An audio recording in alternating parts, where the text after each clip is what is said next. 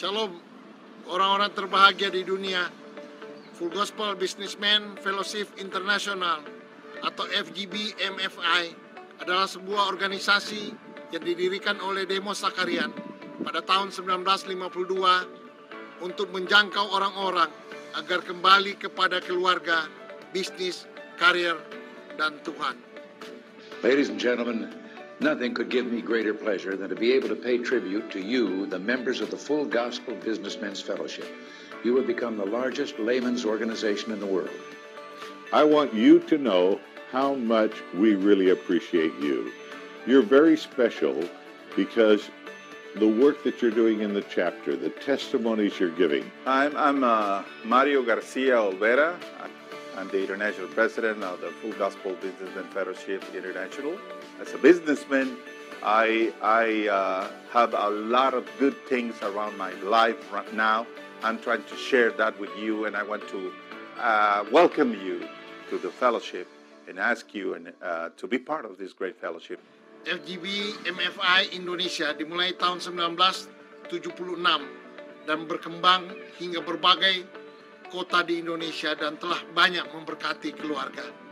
Saya Ardian Kristanto menyambut kedatangan Anda di dalam wadah ini. Anda akan bertemu dengan begitu banyak para pengusaha di Indonesia yang memiliki integritas yang tinggi. Kiranya melalui wadah ini, kehidupan Anda, kehidupan keluarga, bisnis, dan pelayanan Anda bisa menjadi berkat bagi begitu banyak orang yang membutuhkan. Ladies of the Fellowship adalah wadah kaum wanita di bawah naungan FGB MFI.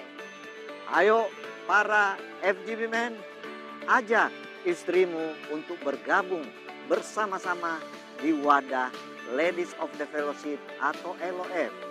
Di wadah ini kita seperti masuk ke dalam sebuah bengkel. Kita di dalam dipoles, diperbaiki, dipulihkan sehingga ketika kita siap untuk pergi, siap untuk melayani, dan siap memberi dampak bagi bangsa dan negara ini. FGB MFI merupakan organisasi yang sangat tepat buat kita semua para pengusaha muda.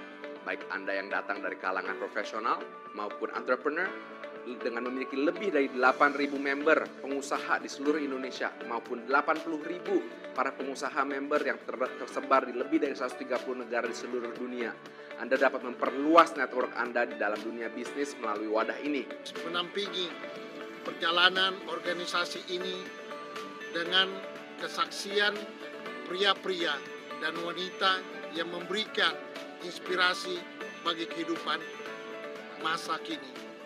Di MFI Indonesia berpartner dengan pertama Palang Indonesia mengadakan donor darah secara rutin.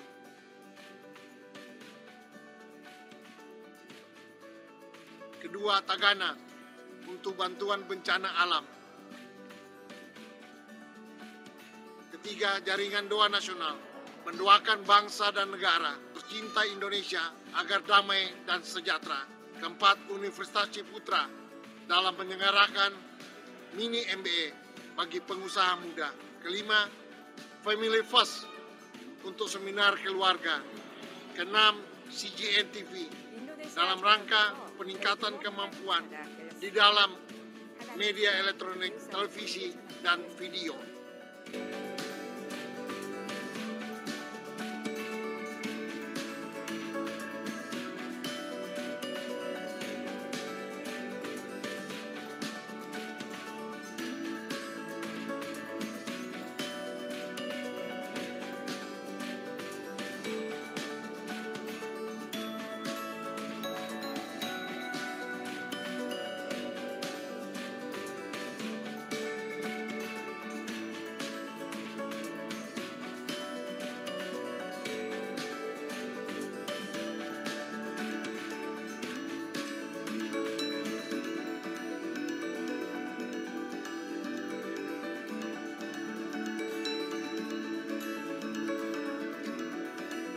Informasi selengkapnya kunjungi website kami.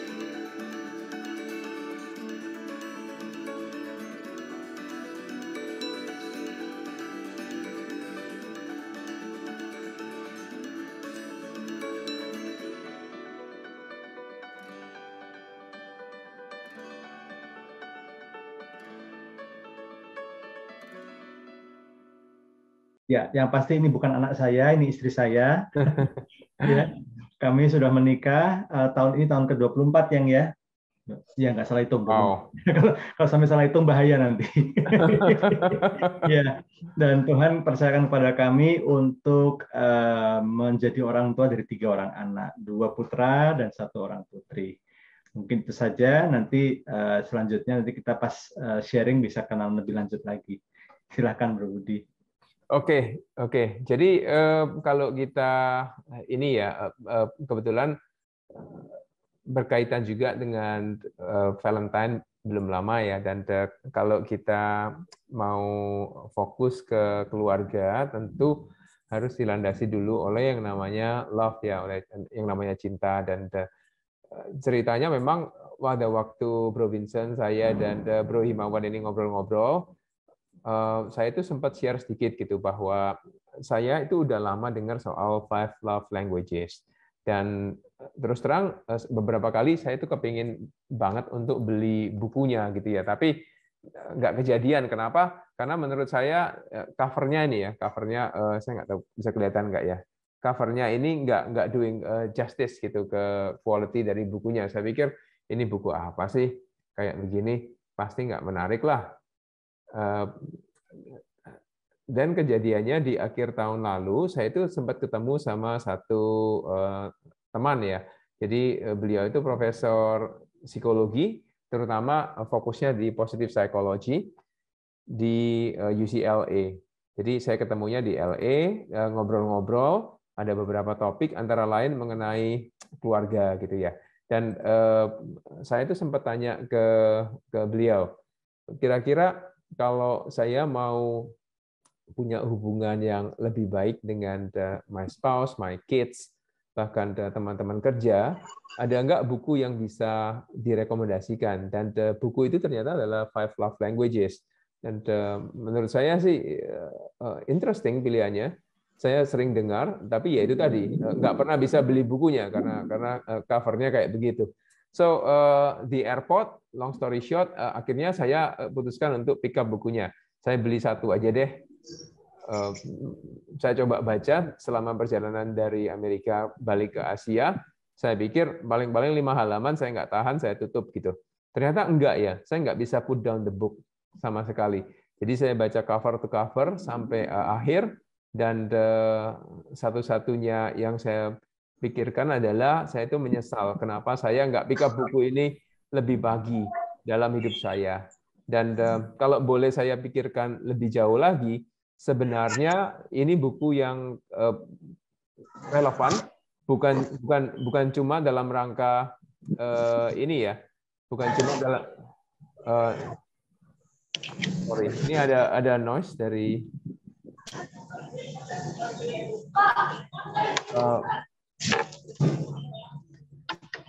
sorry, Bro Calvin, mungkin kalau boleh di ini ya, di mute ya.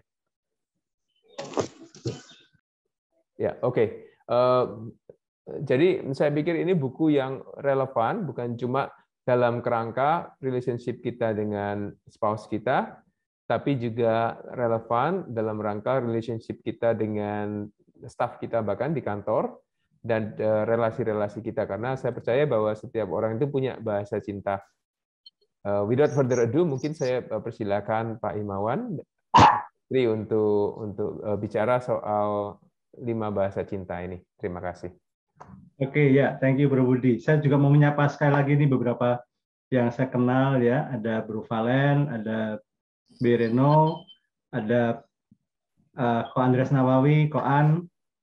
Malam. Mas Ober, selamat malam. Selamat malam, Pak Himawan. Ketemunya cuma lewat Instagram doang. Saya foto. Oke, silakan lanjutkan. Salah satu guru sepeda dan juga mentor yang mendorong saya, mengkonfirmasi untuk saya makin masuk dalam pengalaman keluarga ini. Thank you so much, kawan.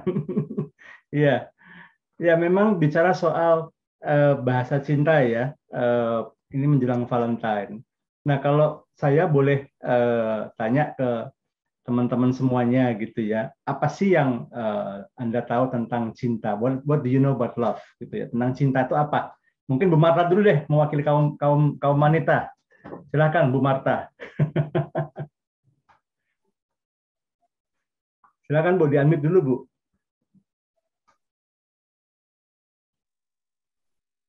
Kalau saya cinta itu sebenarnya simple, Pak.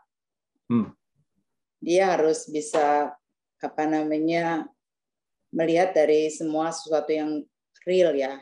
Sekalipun kadang-kadang nggak bisa begitu real, tapi harus bisa real. Artinya realistis.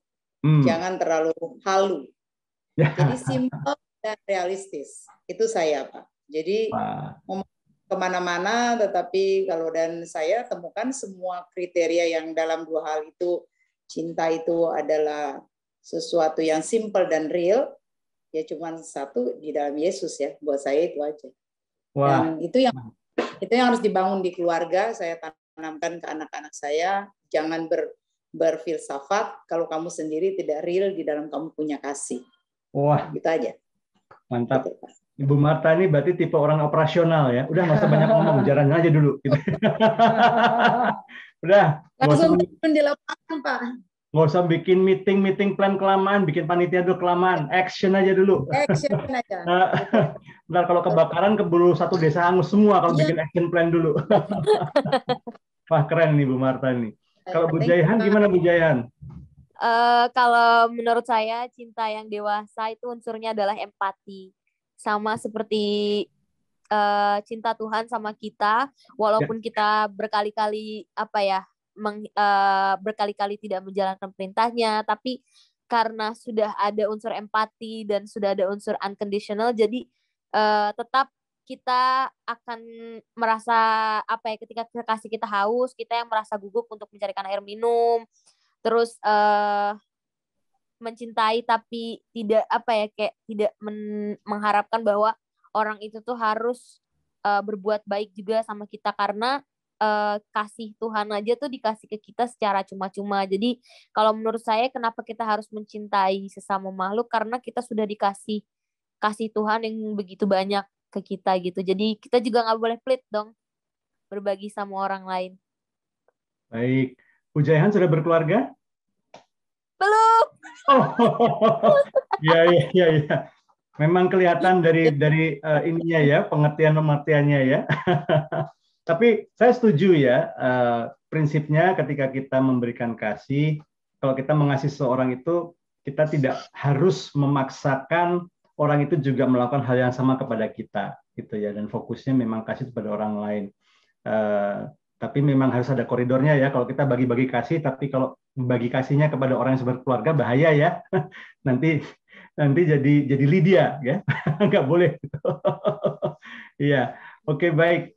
Nah, teman-teman semuanya, kalau bicara soal cinta, mungkin sebentar, saya mau dengar yang kaum pria dulu deh. Mungkin ini, Bro Timotius, coba. Bro Timotius gimana? Nggak apa-apa, nggak nyalain kamera, nggak apa-apa.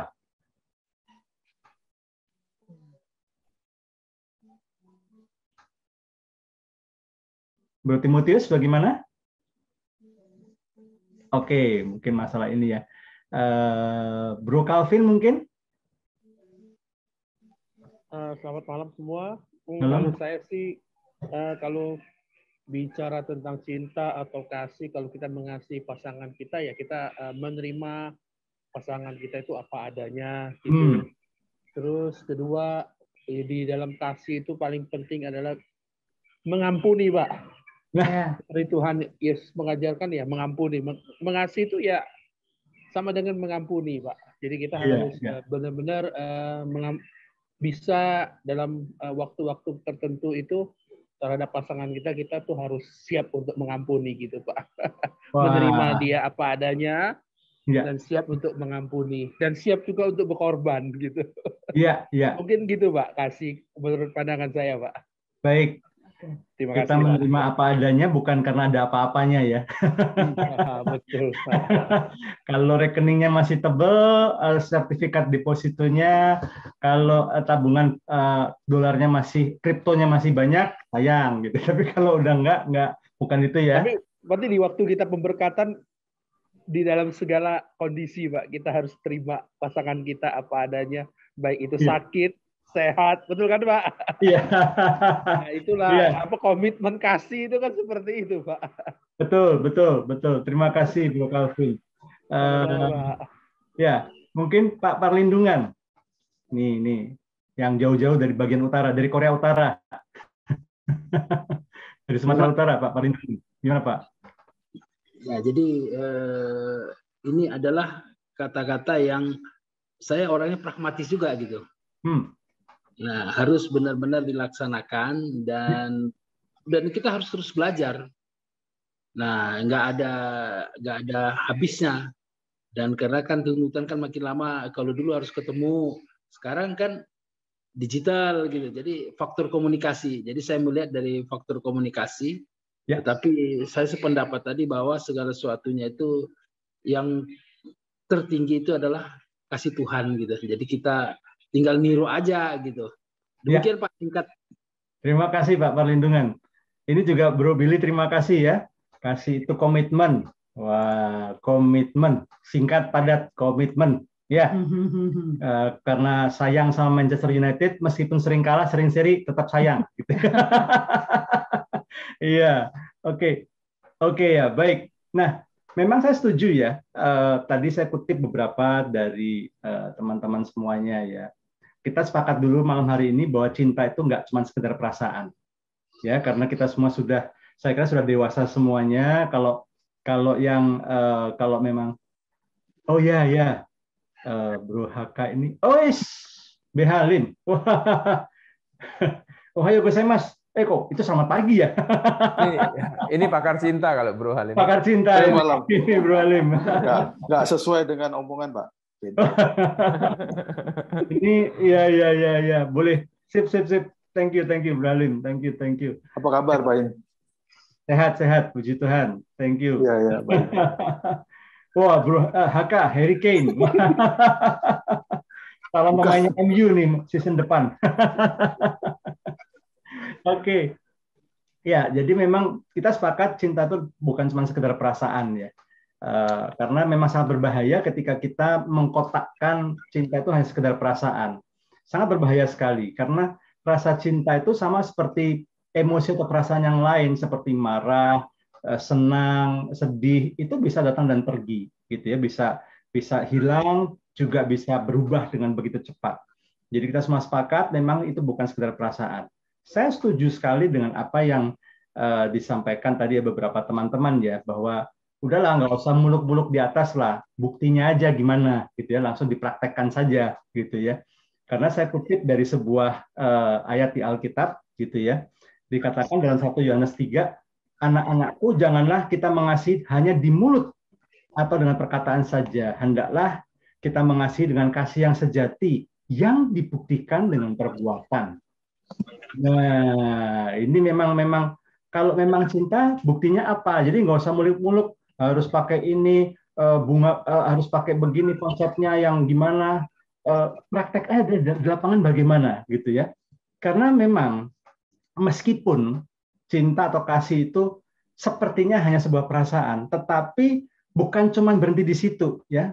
Kasih yang sejati itu meliputi apa? Meliputi sikap kita, pilihan kita untuk tetap memberikan yang terbaik buat pasangan kita dan untuk mengisi tangki. Waduh, bahasa keren nih. Mengisi tangki emosi kita. Apa sih yang tangki emosi itu ya? Ya, tangki emosi itu yaitu suatu kiasan di mana seseorang itu bisa mempunyai sejumlah kepercayaan atau rasa aman terhadap pasangannya. Tidak semua orang punya rekening di bank, tapi semua orang pasti punya tangki emosi. Rekening emosi, ya, rekening perasaan. Emosi. Ya. Itu yang harus dipenuhi oleh pasangan ya. Jadi kita gimana sih cara menuhinya? Satu, kita bisa bersikap baik dengan pasangan, kita berbicara ramah, kita sopan, kita jujur, kita setia, kita bisa memberikan satu kata pujian kepada pasangan, kita menghargai apa yang pasangan lakukan. Itu semua bisa menambah isi tangki emosi pasangan atau tangki emosi kita juga. Jadi seperti rekening di bank ya, ya? Jadi bisa ada narik, bisa juga store. Nah, bisa kalau store, bisa tarik ya, debit kredit ya. Kalau saldonya disetor terus, saldonya semakin banyak, tangki emosinya semakin penuh, jadi semakin besar kepercayaan kepada pasangan kita. Nah, sebaliknya kalau ditarik terus, nah bahaya nih gitu ya. Nah, kapan mungkin teman-teman nanya, kapan ya saya debit rekening emosi dari pasangan saya? Misalnya nih ya, bukan masalah lupa anniversary, lupa ulang tahun, itu mah hal-hal kecil ya, maksudnya nggak terlalu prinsipil sebetulnya. Tapi misalnya pasangan yang kita tahu butuh kekuatan, butuh dihibur, kita bukannya hibur, malah kita kata-katain, malah kita syukur-syukurin. Rugi ya, forex ya, ditutup ya, robotnya ya, syukurin. Gitu ya. Ini udah lagi pusing ya. Ini robotnya udah taruh di berapa robot, ditutup semua, pusing, duitnya hilang, disyukur-syukurin lagi sama pasangan kita. Nah, itu kita sedang mendebit atau kita sedang mengurangi saldo rekening emosi dari pasangan kita. Atau kita nggak apresiasi. Saya pernah tuh, ini jujurli ya. Ini bahasa anak-anak sekarang ini, jujur nih ya. Istri saya itu udah potong rambut, ya dia rapiin dikit mukanya gitu ya. Dia tunggu saya pulang, dia sengaja dia tahan-tahanin, tunggu saya pulang. Terus saya pulang dengan cueknya saja gitu ya. Saya mandi, saya apa, terus dia udah, yang gimana yang hari ini bersama ngobrol? Iya baik, oke gitu ya. Kamu udah makan? Udah gitu ya. Gimana kamu gitu? Dia udah sengaja mancing-mancing saya supaya ngeliat ke dia gitu ya. Saya ngelihat tapi sekilas. Setelah itu sampai malam mau tidur gitu dia masih ngeliatin saya terus gitu ya. Terus kamu nggak? Dia katakan, Delman bilang nanya, kamu nggak ngeliat sesuatu? Sebentar saya perhatiin. Ada yang berubah nggak di aku? Enggak. Aku barusan potong rambut hari ini. Aku barusan potong rambut hari ini. Aku barusan ini nih rapiin muka gitu. Gimana? Oh ya Tuhanku gitu ya. Saya baru ngeh gitu ya. Nah, kadang-kadang kita hal-hal kecil ya, itu kan bukan hal yang mewah-mewah. Nggak harus beliin buke, nunggu Valentine dulu, beliin bunga, ada duitnya 100.000 berapa puluh lembar. Itu bagus sih gitu ya. Tapi kadang-kadang hal-hal kecil-kecil itu membuat kita debitnya dikit-dikit mungkin. Istilahnya kalau kita ngambil rekening tabungan di bank, mungkin sekali ngambil cuma 100, tapi ngambil terus, nggak pernah diisi. Ya pasti lama-lama iritasi. Apalagi? Kritik. Nah, kadang itu tanpa sadar, pasangan suka saling kritik. Nah, mungkin maksudnya bagus nih, pengen ngasih masukan, pengen ngasih itu direvisi nih apa yang salah, tapi caranya yang nggak tepat. Akhirnya apa? Dikurangi lagi saldonya. Contoh ya. Yang menurutku gimana nih? Udah bagus sih, tapi perutmu aja buncit gitu. Mesti dikurangin berat lagian gitu ya. Jujur gitu ya, tapi kan nusuk banget ya. Gitu. Dibilang gemuk lah, dibilang apa. Nah, itu juga hal-hal yang bisa ya. Sekali lagi teman-teman semuanya, kami coba untuk membagikan hal yang praktis-praktis. Karena kadang-kadang gini loh. Kalau hal-hal besar kita udah tahu, nggak boleh selingkuh, kita udah tahu, nggak boleh berzina, kita udah tahu gitu ya, nggak boleh macarin orang lain yang sudah berkeluarga, kita tahu. Itu kan hal-hal yang besar-besar, tapi seringkali kita tersandungnya oleh hal-hal kecil-kecil. Ya, kita tahu kebiasaan suami kopi gitu ya, kita nggak sediain kopi karena kita lagi kesel atau kita lagi capek. Kita tahu kebiasaan suami kita kalau minum kopinya kopi hitam, nggak pakai krim, nggak pakai gula gitu ya. Tapi saking kita jengkelnya mungkin gitu ya, kita sengaja kasih gula yang banyak gitu ya, atau kita sengaja kasih atau bahkan nggak kasih sama sekali. Nah, itu hal-hal kecil-kecil yang bisa menggerus, yang ngurangin saldo rekening emosi dari pasangan kita. Nah, kalau sampai dari mana kita bisa tahu bahwa pasangan kita itu sedang mengalami kekeringan, tangki emosinya lagi kosong? Ketika tiba-tiba pasangan kita nanya, gini, nggak ada hujan, nggak ada angin nih. Kamu sayang sama aku nggak sih? Kamu sayang sama aku sih? Sayang dong. Gitu ya? Oke. Just checking. Gitu ya. Kamu sayang sama aku nggak sih? Nah, buat kita yang cowok-cowok nih, kadang-kadang suka, ini pertanyaan macam apa ini? Macam apa pula pertanyaan gitu ya? Kok tiba-tiba tanya kayak gini sih? Gitu ya. Masa nggak ngelihat nih, Pak? Saya jungkir balik, Pak. Dari terbitnya matahari sampai pada masuknya, gitu ya. Atau dari terbitnya matahari sampai terbitnya lagi gitu ya. Semua kan buat keluarga gitu ya. Dia bisa belanja-belanji, dia bisa gesek sana gesek sini kan, kalau nggak saya yang jungkir balik siapa coba gitu ya. Masa dia tanya dia saya sayang sama dia apa enggak gitu ya. Itu pertanyaan yang sederhana, tapi bagi saya itu seperti kita ngelihat ke tangki bensin, petunjuk bensin mobil kita dan mulai nyala merah gitu, atau orange warnanya ya, terus sudah mulai kedip-kedip lagi, tinut kayak Ultraman gitu ya, tinut. Itu berarti ada sesuatu yang keliru. Kita merasa udah menunjukkan kasih kita, menunjukkan sayang kita, tapi kok masih teriak-teriak tangki bensinnya bunyi ya? Kamu sayang sama aku nggak sih? Aku cantik nggak sih? Aku kamu akan ninggalin aku nggak? Gara-gara habis nonton Layangan Putus episode ke-10. Gitu. Apa berapa episodenya tuh? Berapa episode itu gitu ya? Kamu kayak gini juga nggak? Coba cek rekening kamu gimana? Coba handphone kamu mana nih? Handphone kamu nih? Passwordnya apa nih? Ngecek gitu. Gitu. Nah, di Peduli Lindungi kamu kok kamu masuk ke mall ini sama siapa nih? Sekarang kan kalau mau gimana agak susah ya. Peduli Lindungi jadi cek tuh track recordnya masuk kemana aja tuh. Nah jadi seperti itu. Kenapa? Apakah karena pasangan kita kurang kerjaan? Ternyata teman-teman itu tanda, itu alarm bahwa tangki emosinya itu sedang kurang. Kenapa kok bisa kurang? Satu, mungkin karena bahasa kasih yang digunakan nggak nyampe. Kita merasa udah menyatakan kasih, tapi pasangan kita nggak ngerasa. Itu seperti gini, saya ngomong pakai bahasa Jepang, misalnya Pak Sinyo pakai bahasa Papua, nggak nyambung kita, karena bahasanya nggak sama. Gitu. Nah, karena salah paham kan, saya merasa udah ngomong nih, tapi saya bukan pakai bahasa Papua, saya pakai bahasa Jepang. Sementara Pak Sinyo merasa udah jawab pertanyaan saya, tapi pakai bahasa Papua. Saya nggak ngerti bahasa Papua. Nah, kira-kira begitu. Dalam suami istri juga bisa pakai gitu. Padahal kan sama-sama pakai bahasa Indonesia. Betul memang. Tetapi dalam ekspresi cinta yang saya katakan tadi perlu dibuktikan, itu bisa aja kayak gitu. Satu, memang salah sasaran karena tidak tepat bahasa yang digunakan. Yang kedua, karena nggak konsisten. Kenapa nggak konsisten? Katanya cinta, mukulin saya.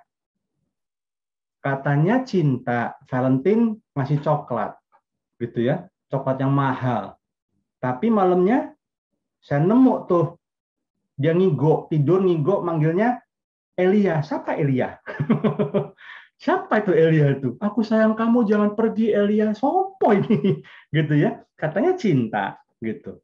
Tapi kok katanya cinta, tapi kok antara apa yang dikatakan dengan yang dilakukan kok beda. Ada inkonsistensi. Ya. Kita buka di ayat Yakobus 3 ayat 9 sampai 10 ya. Saya bacakan di sini. Dengan lidah kita memuji Tuhan Bapa kita, dan dengan lidah kita mengutuk manusia yang diciptakan menurut rupa Allah. Dari mulut yang satu keluar berkat dan kutuk. Hal ini saudara-saudaraku tidak boleh demikian terjadi. Firman Tuhan jelas mengatakan kalau memang kita mengasihi, bukan sekedar hanya lip service ya, tapi dari perbuatan ada bukti nyata, ada tindakan nyata dari kasih itu. Jangan kita mengasihi tapi tindakannya bertolak belakang. Tahu sebentar muji, sebentar bilang sayang, sebentar lagi merendahkan. Ya. Sebentar lagi apa lagi ya? Banyak ya, kayaknya banyak sekali. Banyak sekali yang tersakiti tanpa tanpa disadari. Iya. Nah, itu ayo kita lebih peka lagi nih. Mungkin kadang cara bercanda juga, tanpa sadar cara bercanda bisa juga merendahkan, meremehkan. Nah, itu bisa nusuk hati. Iya, gitu. Nah, soal bahasa kasih, bagaimana menyatakan kasih pada pasangan kita, mungkin beberapa teman-teman sudah cukup tahu ya, ada 5 bahasa kasih ya, ada kata-kata yang menguatkan, ada tindakan melayani, pemberian waktu, penyediaan waktu, pemberian hadiah, kemudian juga masalah sentuhan fisik atau ya sentuhan fisik. Nah, dari mana saya bisa tahu Pak pasangan saya memang bahasa kasihnya apa? Nomor 1 ya, dari pengamatan kita. Bagaimana cara dia berperilaku sehari-hari. Kalau dia tipe orang yang suka memuji, suka kasih pujian, suka kasih kata-kata yang menguatkan, suka kasih kata-kata semangat, bisa jadi dia bahasa kasihnya adalah kata-kata. Kalau dia ke orang lain sering memuji, sering ngomong yang baik, sering memberikan semangat, wah bahasa kasihnya kata-kata.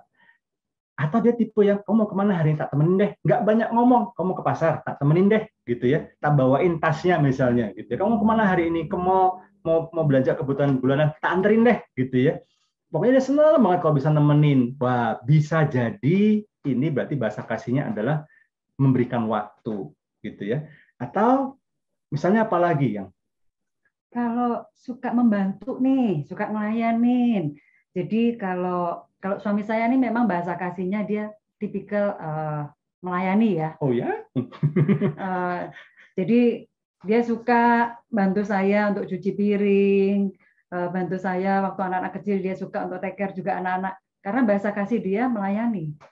Iya, dan saya senang ya, dulu waktu anak saya yang pertama tuh masih SD ya, dia harus berangkat pagi-pagi. Istri saya waktu baru punya baby, jadi saya yang bikin sarapan. Saya bikin sarapan, saya bikin yang simple-simple lah gitu ya. Saya iniin dengan baik ya. Dia juga saya siapin ininya, kebutuhan untuk apa, untuk mandi atau apa, dan juga sebaliknya karena saya suka begitu, istri saya langsung tahu bahasa kasihnya melayani nih. Saya pun juga senang ketika dilayani oleh istri saya. Makan diambilin, karena saya tiap malam harus mengkonsumsi teh teh daun kelor gitu ya. Udah masakin, dia bikinin teh daun kelornya gitu ya. Itu contohnya simple. Buah, dia suka sekali makan buah Bapak Ibu, tapi nggak pernah bisa ngupas sendiri. Kan ada kamu yang kita saling nolong kan. Jadi selalu saya yang ngupasin buah. Ya itu salah satu bahasa kasih yang harus dipenuhi ya untuk pasangan. Ya. Terus memberikan hadiah nih. Nah, ya, itu juga bahasa kasih yang bahasa kasih saya, jujur. Jadi saya ini orangnya suka memberi hadiah dan saya juga suka menerima hadiah. Bukannya matre ya Bapak Ibu ya, tapi memang itu bahasa kasih yang alami memang terjadi gitu. Saya suka. Teman-teman saya, suami, anak juga kalau saya pergi sesuatu atau kemana gitu, saya suka memberikan oleh-oleh, ya kan? Ya nggak harus yang mahal atau bagaimana gitu. Tapi rasanya ada kepuasan tersendiri kalau kita bisa memberikan sesuatu untuk orang lain gitu loh. Yeah. Tapi sementara saya sendiri juga senang kalau ada orang ngasih sesuatu ke saya gitu. Bukan dari segi nilainya berapa gitu, tapi hal itu menarik dan saya memang suka akan barang itu. Ya, contoh ya, saya itu pernah waktu itu ke States ya, ke Amerika. Saya masih punya cukup banyak waktu sebelum saya balik ke Indonesia. Saya sengaja mampir ke sebuah mall. Kurang lebih 1 jam lebih lah saya cari-cari, karena dia suka tas ya, saya cariin tas buat dia gitu ya. Saya tuh lupa tanya waktu itu, lupa ya, nggak sempat tanya lagi karena udah di sana siang, balik di sini malam ya. Dia tuh suka warna apa, jadi pokoknya asal saya ini aja lah, kayaknya bagus nih, ditemenin sama yang escort saya kan. Terus kemudian saya keliling-keliling dapat deh akhirnya deh. Saya yakin dia pasti suka ya. Pulang saya kasih ke istri saya, dia bilang, iya. Makasih gitu ya, udah bagus ini, makasih ya. Saya bilang 1 jam lebih loh, saya cari ini loh gitu ya. Terus dia bilang ya sih, cuman kekecilan ukurannya gitu ya, aku kurang cocok. Terus juga warnanya aku kurang suka. Oh ya udah nggak apa-apa, tapi dia appreciate gitu. Saya berusaha nyari 1 jam lebih. Soalnya saya tekankan berkali-kali 1 jam lebih loh saya cari loh gitu ya. Dan saya kagetnya apa? Sampai hari ini masih disimpan. Meskipun dia nggak suka, meskipun dia nggak cocok, tapi dia simpen. Kenapa? Karena dia tahu saya menghargai dia, saya mengasihi, dan saya mencarikan apa yang memang menjadi kesukaan dia. Bahasa kasih selanjutnya adalah waktu yang berkualitas. Kami punya kebiasaan untuk kami kencan seminggu sekali ya, Bapak Ibu, walaupun kita udah nikah lama, kami usahakan untuk tetap punya waktu berkualitas berdua, gitu loh. Karena bagaimanapun juga api cinta tuh harus terus dijaga. Jangan sampai dulu sebelum menikah pacaran terus pengen ketemu, pengen komunikasi, pengen ngobrol, pengen apa, tapi setelah menikah punya anak jadi terdistraksi gitu loh. Nah, kita lebih fokus ke anak, kita lebih fokus ke sehari-hari sehingga relasi dengan pasangan jadinya hambar. Yuk kita dijaga. Jadi kami usahakan untuk seminggu sekali kita atur waktu untuk kencan. Nah itu waktu berkualitas untuk kami berdua gitu loh. Entah itu cuma sekedar nonton, mungkin makan, atau mungkin kadang kita muter-muter di mobil, kita ngobrol-ngobrol santai. Karena kalau kita ngobrolnya penting-penting meeting ya. Iya benar. Kalau ngomongin penting-penting jadi meeting jadinya, bukan kencan.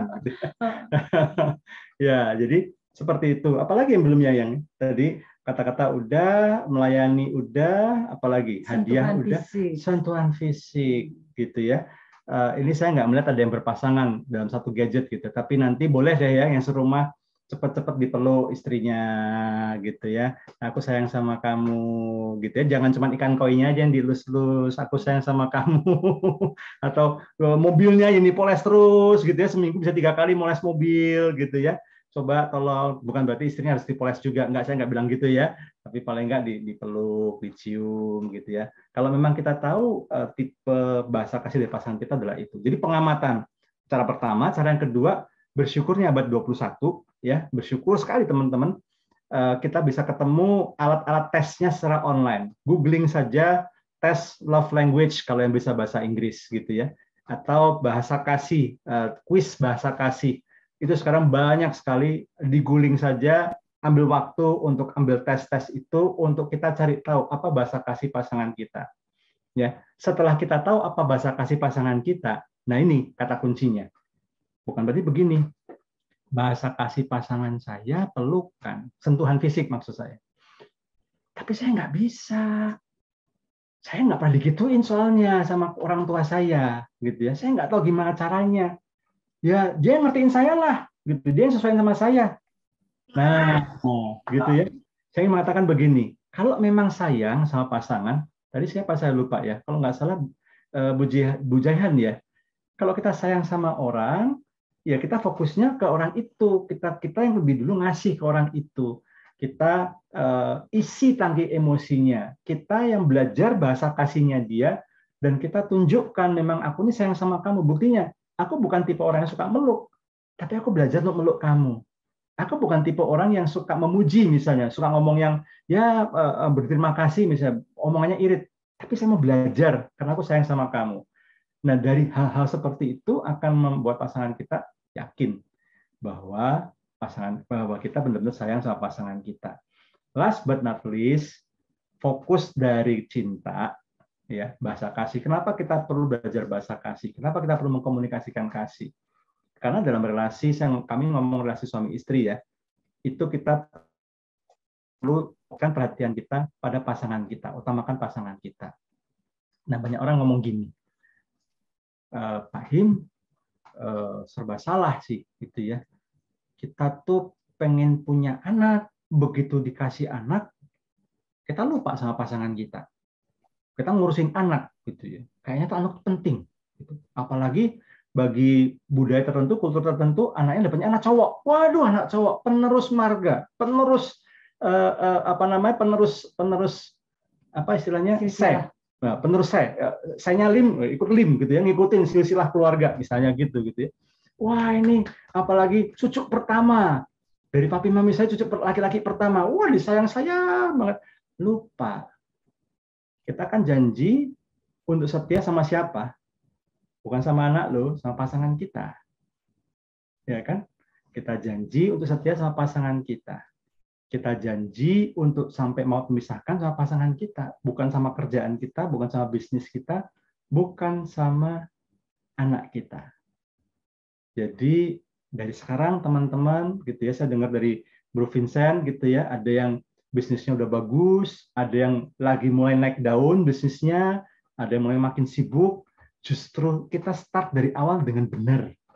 Saya senang banget dengan statementnya Bro Vincent gitu ya. Saya mau teman-teman ini start dari awal ini dengan benar, ya. Ketika nanti diberkati, dikasih jabatan lebih tinggi, dipromosiin, dikasih omset lebih gede, dipercaya punya franchise lebih banyak lagi misalnya, jangan sampai lupa sama core-nya yang menjadi fondasinya, yaitu family. Saya pertajam lagi, terutama kepada pasangan. Kenapa, teman-teman? Yang pertama, meskipun belum ada anak, ketika seorang pria, seorang wanita menikah, itu keluarga sudah komplit. Saya ulangi ya, meskipun belum ada anak, ketika seorang pria dan seorang wanita menikah, itu keluarga sudah komplit. Anak itu bonus. Jadi banyak orang berpikir begini, belum kalau ada anak baru komplit. Enggak. pasangan suami istri setelah menikah itu sudah komplit. Anak itu bonus. Karena kalau kita kembali kepada kisah penciptaan dunia, ya, sampai Tuhan menciptakan Adam, Tuhan masih ngomongnya semuanya baik. Tapi begitu tuh Tuhan melihat Adam cuma sendirian, wah nggak baik ternyata. Ada yang kurang ternyata. Begitu Tuhan ciptakan Hawa, dipersatukan dalam satu pernikahan, justru dalam Alkitab tertulis, Tuhan melihat semuanya sungguh amat baik. Baru besoknya rest, istirahat. Jadi sebetulnya keluarga sudah perfect ketika suami istri. Satu itu. Yang kedua, punya anak, bersyukurlah punya anak. Tapi satu persatu, anak kita suatu saat akan punya keluarga sendiri. Mereka tinggalin kita. Tadinya mungkin waktu sama dengan kita, mereka masih punya perhatian dan waktu buat kita. Tapi begitu mereka berumah tangga sendiri, suka nggak suka, mau nggak mau, fokus mereka ya ke keluarga mereka. Apalagi yang pria-pria ya, anak laki-laki ya, udah ngelamar anaknya orang, minta anaknya orang, masa nggak di ini perhatiin, harus diperhatiin. Lalu satu persatu anak kita meninggalkan kita, siapa yang nemenin kita? Pasangan kita. Jadi karena itu saya nggak bilang jangan urusin anak, saya nggak bilang gitu loh ya. Tapi dalam banyak hal kita harus lebih perhatikan pasangan kita. Kita utamakan kebutuhan dia, kita jawab kebutuhan dia. Bahkan kita berikan porsi atau posisi kebutuhan pasangan kita ini bahkan sampai bisa mengalahkan keinginan diri sendiri kita, ambisi diri, egonya diri kita sendiri. Itu harus harus dihancurkan dulu. Ya. Kalau kita mau membangun keluarga yang kuat, pernikahan yang langgeng, supaya nanti anak-anak kita juga punya pernikahan yang bahagia juga, yang kuat juga. Kalau keluarga happy, pekerjaan, bisnis pasti juga sejahtera dan happy juga. Saya mau close dengan satu statement yang baik ya. Semalam kami ada webinar tentang kekerasan dalam rumah tangga, gitu ya. Ada sebuah pernyataan yang baik sekali. Kalau Anda ingin membangun sebuah bangsa yang kuat, mulailah dari keluarga yang kuat. Karena kalau keluarga kuat, komunitas kuat, bangsa kuat. Tapi kalau keluargamu berantakan, komunitas juga akan terpengaruh, bangsa apalagi. Saya dengar statement itu, ingat sekian tahun yang lalu saya makan siang dengan Pak Jonathan Parapak, rektornya UPH. Beliau tanya gini, Pak Him tahu nggak? Itu kejadian sudah 15 tahun yang lalu. 15 tahun lebih lah. Pak Him tahu nggak? Kenapa menurut Pak Him sekarang ini kacau di bangsa kita mulai lemah nih? Wah, saya bilang tentang korupsi apa semua segala macam, dia bilang ya. Yang you bilang nggak salah, tapi itu bukan akar masalahnya. Saya kaget. Terus apa dong Pak? Terus saya ingat banget tuh dia bercanda sama saya. You kan pelayanan keluarga, masa you nggak tahu gimana sih you? Gitu. Ya keluarga lah. Kenapa bangsa kita bermasalah? Karena keluarganya bermasalah. Saya masih nggak mudeng hubungannya di mana gitu ya. Terus dia ngomong gini, tadi Pak Him ngomong soal korupsi. Ya. Saya tanya sama Pak Himawan, anak-anak itu belajar jujur dari mana? Bukan dari sekolah loh. Bukan dari tempat dia beribadah loh. Anak itu belajar tentang kejujuran pertama kali dari keluarga. Kenapa sekarang mulai banyak perselingkuhan? Karena anak tidak diajarkan dari awal untuk setia. Dari mana pertama dengar kata setia, belajar kata setia? Dari keluarga. Ketika dia lihat papa mamanya setia satu sama lain. Saya langsung, iya ya. Jadi Pak Him, kalau kita mau beresin bangsa ini, mau beresin, ini negara begitu besar, nggak mungkin kita beresin semua dalam waktu singkat. Tapi kita mulai langkah-langkah kecil yuk, mulai dari keluarga dulu. Dan nggak usah jauh-jauh, keluarga kita sendiri dulu kita beresin. Kalau keluarga kita beresin, nanti nular tuh. Nanti tetangga kanan kiri ngeliat, keluarganya Pak Budi, keluarganya Pak Asmi, keren, gitu ya. Damai sejahtera. Rahasianya apa ya? Wah, habis pengen kayak gitu Pak Timotius, apa sih rahasianya?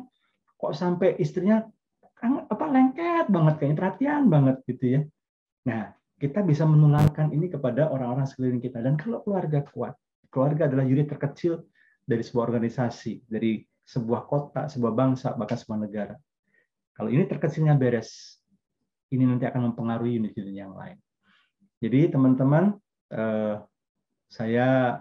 kami akhiri dulu sharingnya sampai di sini. Silahkan kalau teman-teman mau diskusi, tanya jawab, itu lebih lanjut. Dan kami berdoa apa yang kami bagikan ini bisa benar-benar membumi, seperti yang tadi Bu Marta sampai kendaki gitu ya. Kita nggak perlu ngomong yang muluk-muluk, dari hal kecil-kecil saja. Konsisten ya, konsisten sudah pasti kata kuncinya. Dan saya senang sekali tadi ya, sekali lagi saya kutip dari Bu Jaihan gitu ya. Nggak peduli orang itu responnya ke kita gimana. Kalau kita sayang sama itu orang, tetap kita lakukan bagian kita. Meskipun mungkin dia belum balas seperti yang kita mau. Tapi karena kita sayang sama dia dan kita komitmen, ya kita terus lakukan, terus lakukan, terus lakukan. Sampai betul-betul terjadi perubahan. Itu dari saya, Bro Budi. Silahkan, Bro Budi.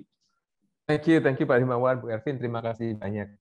Kita semua yang ada di sini beruntung bisa lihat Pak Himawan, Bu Ervin seperti satu embodiment bagaimana mengekspresikan 5 bahasa cinta ini secara sangat efektif di dalam kehidupan rumah tangga sehari-hari. Dan saya juga catat beberapa hal, misalnya tentang bagaimana small habits yang kecil-kecil gitu ya kelihatannya, tapi bisa menciptakan perbedaan yang amat sangat meaningful. Jadi nggak perlu yang satu plan atau satu skema yang terlalu grand, tapi sesuatu yang super small, karena tiap action kita itu mungkin adalah suatu bentuk vote ya untuk menjadi siapakah kita ini. Dan kalau boleh ya Pak Himawan, Bu Ervin, saya ingin tanya dulu beberapa hal sebelum kita nanti pass on ke audiens yang ada di sini. Yang pertama adalah mengenai bahasa cinta itu sendiri ya. Apakah ada kemungkinan lebih dari satu? Yang pertama. Yang kedua, apakah bahasa cinta ini mungkin bisa berubah time? Karena mungkin bahasa cinta kita adalah yang gitu ya,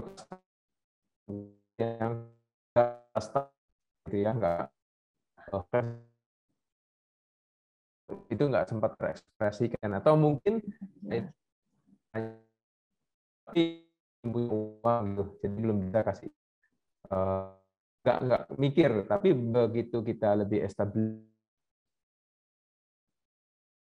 Oke, agak putus-putus ini, Bro Budi, yang terakhir terutama. Oh, oke. Bro Budi ada gangguan sinyal ya. Terpental kali. gangguan sinyal. Padahal bagus banget pertanyaan itu ya. Iya, itu hebat. Saya coba kita tunggu Bro Budi dulu ya. Jawab kali ya. Ya mungkin yang lain. Sorry tadi putus ya. Jadi saya pakai pinjem yang punya istri saya aja dulu. Ya. Memang Tuhan atur harus dengarnya berdua berarti Bro Budi. Harus berdua, benar. Good point. Jadi ini Bro Himawan, kalau boleh, apakah ada kemungkinan bahasa cinta itu bisa bergeser ya? Ya, monggo silakan. Oke, baik. Yang pertama dulu saya jawab ya. Apakah bisa lebih dari satu? Bisa jadi, gitu ya. Tapi nggak mungkin. Yang nggak mungkin adalah orang itu nggak punya bahasa kasih. Itu nggak mungkin. Itu kalau pinjam istilahnya almarhum Asmuni, hil yang mustahil, gitu. Nggak mungkin. Pasti minimal satu pasti ada, gitu ya. So find it, temukan itu, apakah dari observasi, apakah itu dari tes, gitu ya. Kemudian yang kedua mungkin nggak berubah, mungkin banget, bisa jadi banget. Karena bahasa kasih itu beda sama karakter dasar. Kalau karakter dasar itu kan DISC ya. Kalau saya biasanya patokannya itu DISC. Kalau sekarang kan ada warna ya, warna merah, kuning, biru, apalagi itu hijau ya. Nah, kalau saya lebih ke DISC. Kalau DISC memang cenderung menetap, artinya cenderung lebih konsisten. Tapi kalau bahasa kasih bisa aja. Kok bisa berubah? Kenapa? Ya besi menajamkan besi, manusia menajamkan sesamanya dari interaksi ya. Apalagi kalau 24 jam tinggal bareng ini sama-sama lagi work from home ya, karena si omnya lagi marah-marah, lagi galak nih si omnya. Nah, kita di rumah terus bisa aja, ya kan? biasanya bukan tipe yang gampang ngomong, yang suka muji, tapi kan dipuji terus lama-lama jadi, ya kamu juga keren, kamu juga bagus. Bisa aja begitu, lama-lama belajar kan? Belajar lama-lama. Saling ketularan gitu misalnya gitu. Nah, jadi bisa saja bergeser, tapi tetap pasti ya, pasti yang saya kembalikan lagi, setiap dari kita, setiap dari pribadi pasti punya bahasa kasih. Mungkin belum ketemu aja, ya dicari sama-sama. Itu aja sih. Terjawab semoga ya, Bro Budi. Ya, terjawab banget, Terima kasih banyak. Mungkin saya persilakan kalau ada audiens yang ingin bertanya sambil saya berusaha establish ini ya. Bro Halim. Halo. Maaf, sorry, saya foto dulu. Boleh foto dulu nggak? Soalnya nanti takutnya yang Papua sudah kecapean, kita foto dulu, mari. Oh iya. 11 ya Papua ya, mohon maaf. Ya. Wah ya nih Pak Timotius, Pak ini Bu. Oh Bu Marta lagi di Jakarta ya. Ya. Saya foto dulu ya. Oke. Saya foto nggak apa-apa. Markus, Timo, Bani bisa nyalain nggak? Masih di jalan, Bro. Oh ya, Bro Valen ya. Masih di jalan. Oke, yaudah ya, kita foto ya. 1, 2, 3. Oke, tadi saya share. Silakan lanjut. Oke. Ya. Tadi siapa dulu mau tahu nggak? Saya mau nanya, Pak. Oke, ya. Kalau rasa cinta kasih antar sesama manusia, apakah mungkin melampaui batas cinta kasih seperti Tuhan terhadap manusia? Karena dari kemarin saya lagi mencari esensi unconditional love. Artinya kan kalau unconditional love berarti tidak ada kondisi apapun. Jadi kalau saling menyakiti ada yang memaafkan. Jadi tidak ada yang dirugikan gitu loh. Tapi kayak cinta Tuhan ke kita kan walaupun kita berkali-kali nih bebal sama Tuhan, sama perintah Tuhan kita lupa, tetap aja kita masih dikasih rezeki, tetap aja kita masih dikasih menghirup udara segar, tetap kita masih dilindungi oleh Tuhan. Apakah unconditional love itu mungkin terjadi antara manusia dan sesama manusia? Kamu dulu yang jawab ya. Ini agak susah. Kalau susah biar dia aja deh yang jawab. Namanya manusia ya, masih punya sakit, masih punya ketersinggungan, masih punya perasaan, ya macam-macam ya. Saya rasa beda ya. Cinta kasih Tuhan tuh cinta yang benar-benar tanpa syarat, tanpa ingin ditimbal balik istilahnya. Tapi kalau manusia tetaplah ya, tetap ya namanya cinta kasih manusia ke sesama manusia. Ya walaupun kita melakukan dengan sepenuh hati, tapi kadang kalau disakiti ya tetap ada. Lama-lama nggak enak juga kali ya. Lama-lama juga kok gini ya, tetap ada lah, beda.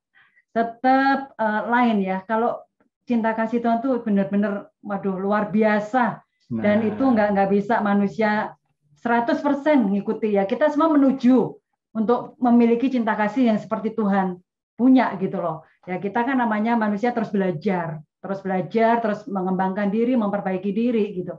Tapi tetap lagi manusia punya perasaan, punya kedagingan, punya banyak hal yang nggak seperti Tuhan punya.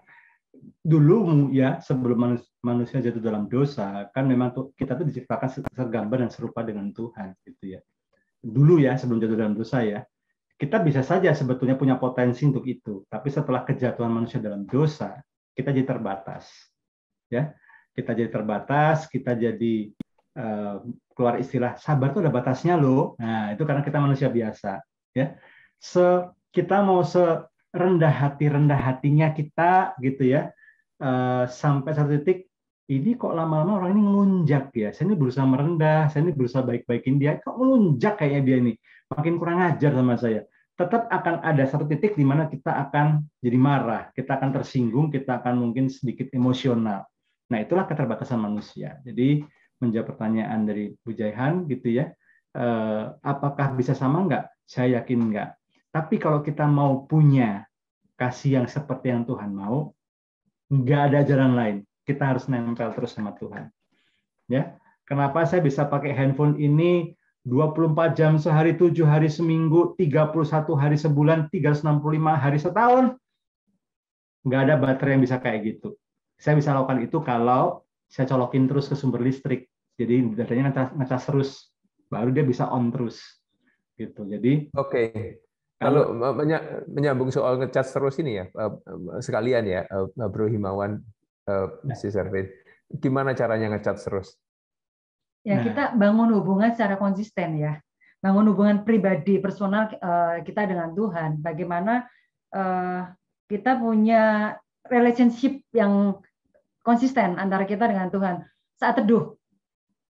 Ya, itu yang penting gitu. Jadi bukan sekedar kita sebagai orang Kristen kita ke gereja, kita beribadah atau kita bersekutu seperti ini, tapi bagaimana relasi kamu pribadi dengan Tuhan itu bagaimana? Itu yang menentukan kita menarik energi yang dari atas. Itu yang merupakan kekuatan, itu sumber pengharapan, itu sumber segala-galanya yang kita butuhkan gitu. Kita baru bisa memberikan kasih tanpa syarat ke orang lain kalau kita punya. Kita bisa tetap punya stok yang banyak, yang cukup untuk kita bagikan orang lain, kasih tanpa syarat itu, kalau kita sendiri selalu download dari Tuhan. Makin kita punya relasi yang baik sama Tuhan, membantu kita, memampukan kita untuk lebih bisa mengasihi orang lain tanpa syarat. Tapi selama kita masih egonya manusia kita yang paling tinggi, lebih tinggi, ya itu pasti kita akan memiliki kesulitan. Gitu. Oke. Terima kasih. Jawab ya, Jehan dan juga Bro Budi ya. Terima kasih. Makasih banyak. Mungkin ada satu pertanyaan dari Bro Kelvin di sini ya, kalau boleh saya izin bacakan. Iya. Ya, jadi saya menemukan kasus perceraian terjadi kebanyakan sudah memasuki stadium akhir dan baru datang untuk konseling atau ke Pak Pendeta dan akhirnya sulit ya untuk ditangani karena kedua belah pihak sudah dipenuhi oleh akar kepahitan dan akhirnya berujung pada perceraian. Apakah nggak sebaiknya setiap pasangan dilatih untuk mengidentifikasi sejak dini bahwa dalam hal-hal yang terjadi dalam hubungan suami istri memiliki potensi mengarah kepada perceraian sehingga setiap pasangan akan cepat mengantisipasinya? Iya, bagus sekali nih Bro Calvin.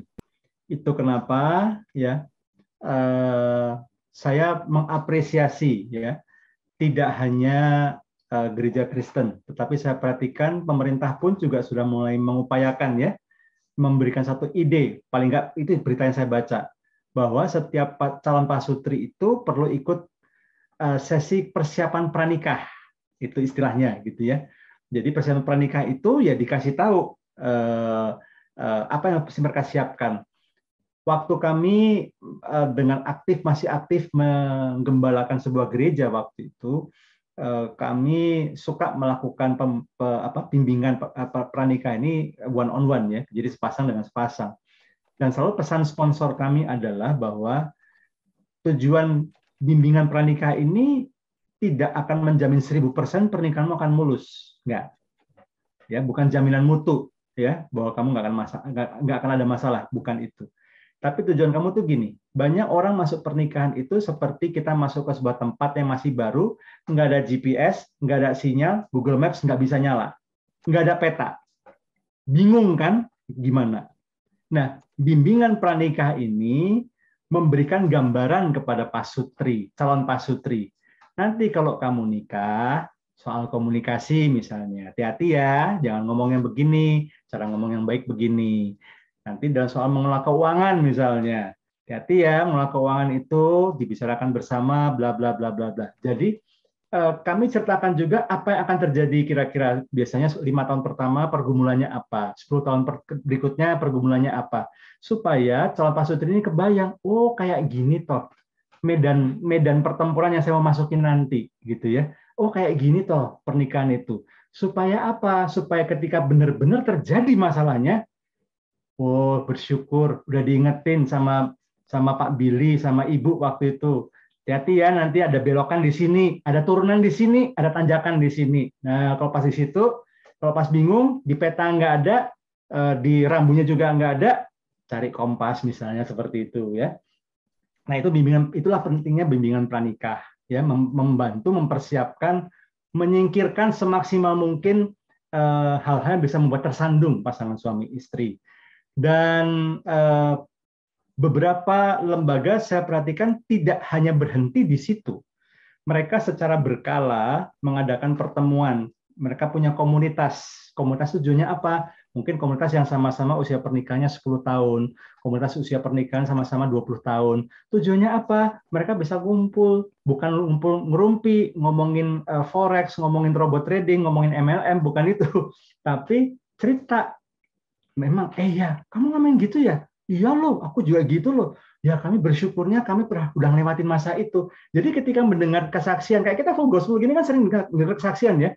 Ketika dengar kesaksian orang lain, bukan cuma gua ternyata ya yang kayak gitu ya. Saya pikir cuma saya doang loh kayak gitu loh.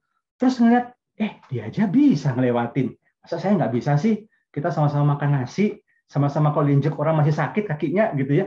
Masa dia bisa, saya nggak bisa sih? Kita bisa belajar. Kita punya komunitas yang menguatkan kita, kasih kita semangat untuk kita bisa melalui masa-masa sulit. Ya, nyinggung sedikit dengan film yang lagi trending kemarin gitu, Layangan Putus. Satu aja sih, bukan satu, beberapa keprihatinan saya akan tayangan itu adalah tidak ada kelihatan usaha yang proaktif dari salah satu atau keduanya untuk benar-benar ketemu dengan orang yang tepat untuk menjembatani masalah mereka. Itu aja sih salah satu yang saya perhatinkan. Padahal sebetulnya itu bisa. Kalau bicara soal bisa diselamatkan, nggak bisa banget gitu ya. Ada beberapa hal keprihatinan saya yang lain, tapi mungkin paling nggak satu itu aja. Andaikan saja ada orang yang mau peduli sama mereka, nemenin mereka, ngasih masukan ke si Aris, lu tuh jadi orang laki jangan gitu ya.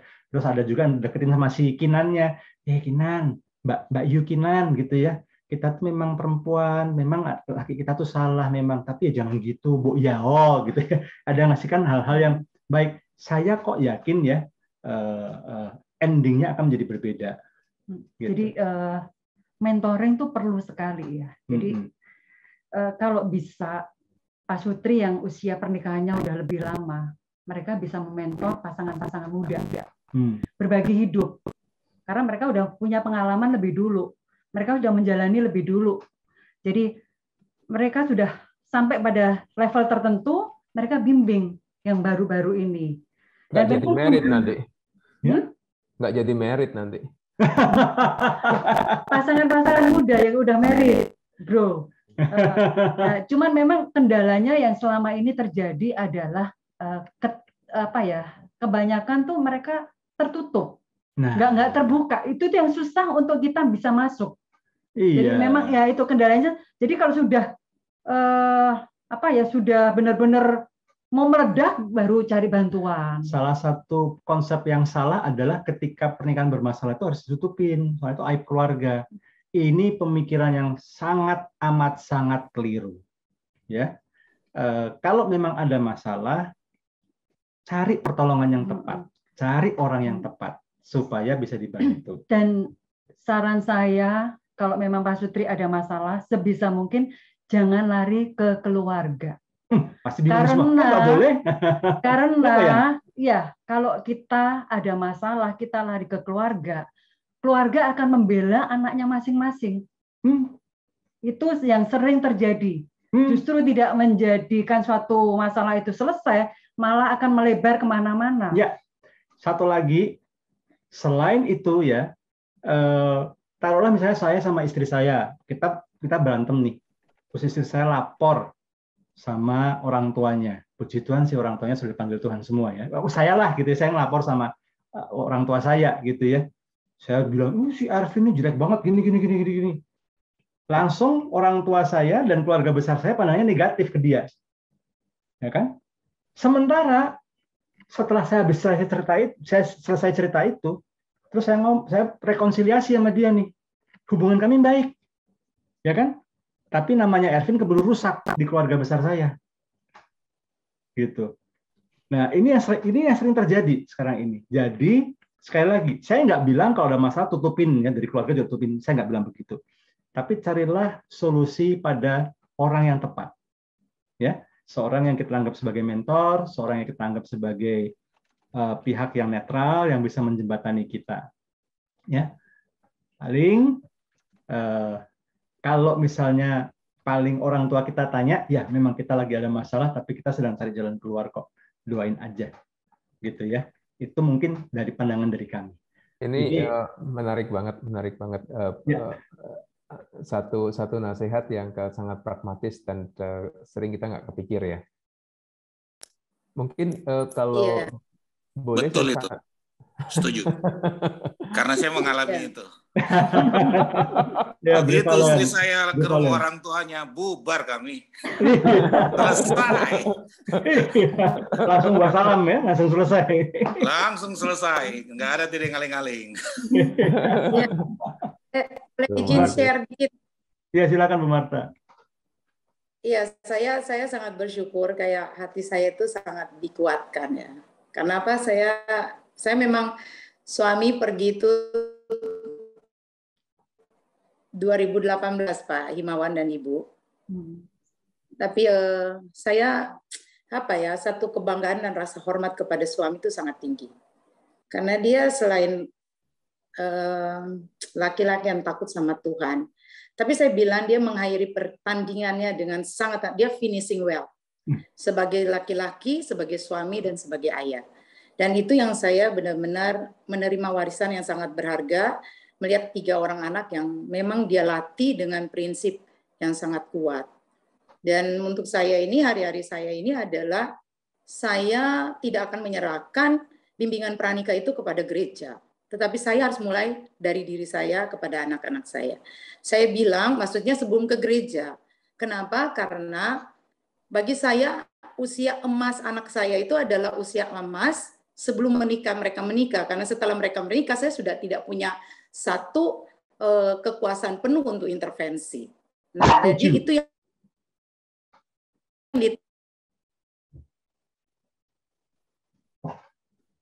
Bu Marta, gangguan sinyal juga Bu Marta. Iya. Itu ditanamkan oleh, pada waktu saya protes, kenapa tidak ada papa saya, dia tanamkan hal yang sangat prinsip yang sampai saya tidak pernah lupa. Sampai di akhir hidup suami saya. Dia bilang pertama, Marta, kalau kamu nikah, kamu untuk berpikir cerai pun tidak boleh. Itu pertama. Yang kedua, jangan pernah menjelekkan suami kamu kepada siapapun, baik kepada keluarganya atau pada keluarga dia, bahkan dalam doamu kepada Tuhan. Tidak boleh menjelek suami. Kalau kamu berdoa, kamu harus bisa katakan, tolong suami saya perlu Engkau Tuhan. Suami saya sedang dalam kondisi seperti ini. Itu yang mama saya ajarkan kepada saya sejak SMP, dan saya pegang teguh di dalam pernikahan saya, sampai pada detik terakhir suami saya meninggal, tidak ada satu dari keluarga saya yang bisa mengatakan bahwa saya pernah memberi gambaran jelek, baik kepada suami saya, punya keluarga, atau kepada kepada keluarga saya atau keluarganya dia. Karena ini banyak bapak-bapak, saya mengalami masa-masa sulit yang sangat sulit di dalam pernikahan saya. Suami saya bukan orang yang mudah untuk berkata. Jadi bahasa cintanya dia sangat beda. Kenapa? Karena dia adalah orang yang sangat pendiam, Pak. Saya ngobrol, dia diam, Pak. Jadi dia sudah bilang jangan pernah harapin saya mengatakan I love you. Kamu harus ingat itu. Sejak saya mau menikah, jadi saya tidak pernah mengharapkan yang namanya minum gratis. Nggak ada yang namanya romantis, Pak. Jadi saya cuma tahu, dia cuma sudah kasih tahu, Marta, you tahu saya suka sama you, saya cinta sama kamu, Tuhan pilih kamu jadi istri saya, jangan aneh-aneh ya. Dia ngomong begitu, Pak, kebayang nggak, Bu? Veronica dia ngomong begitu. Saya pikir, saya orang nyeni yang pengen dong ada kata I love you gitu. Tapi dia konsisten di dalam satu hal. Sampai dia mau meninggal, dia mau masuk rumah sakit, yang buat sarapan, menyediakan makan pagi, itu suami saya. Saya tidak pernah lakukan. Dan bahasa cintanya kepada saya, dia bilang, kamu tidak boleh menyamai bahasa cinta kamu dengan bahasa cinta saya. Kalau saya pengen kamu jadi perempuan yang nggak perlu cuci pakaian, lu jangan coba-coba cuci pakaian. Dan saya pernah, dia buang air cuci pakaian gara-gara saya cuci pakaian. Karena bagi dia kalau nggak ada pembantu tuh tugasnya dia untuk cuci pakaian. Dan saya melanggar itu. Maksudnya kenapa saya share ini Bapak-Bapak? Ada satu kondisi di dalam saya punya pernikahan yang berat sekali, Pak. Sangat berat. Sangat berat. Dan itu saya punya keras kepala keluar. Saya keluar dari rumah. Saya keras sekali, Pak. Dan hanya Roh Kudus pimpin, mau ngapain di luar rumah? Nanti aneh-aneh lu. Gitu. Oh iya, iya Tuhan. Oke bos, saya pulang. Saya pulang, suami saya dalam posisi apa? Sedang berlutut dan berdoa. Tolong bapak-bapak, kalau mau menemukan keluarga dan bapak-bapak mau mengakhiri pernikahan, saya mau kasih tahu. Suami saya ini adalah seorang yang memberikan saya satu gambar bagaimana dia menghargai saya. Saya tuh waktu nikah cepak, Pak, tidak rambut panjang begini. Dia suka perempuan yang rambut panjang. Dia pernah kritik saya, saya suka kamu rambut panjang. Dan saya tomboy banget pakai jeans terus. Yang dia lakukan apa? Pulang dia bawa baju dan dia bilang, coba deh kamu pakaiin.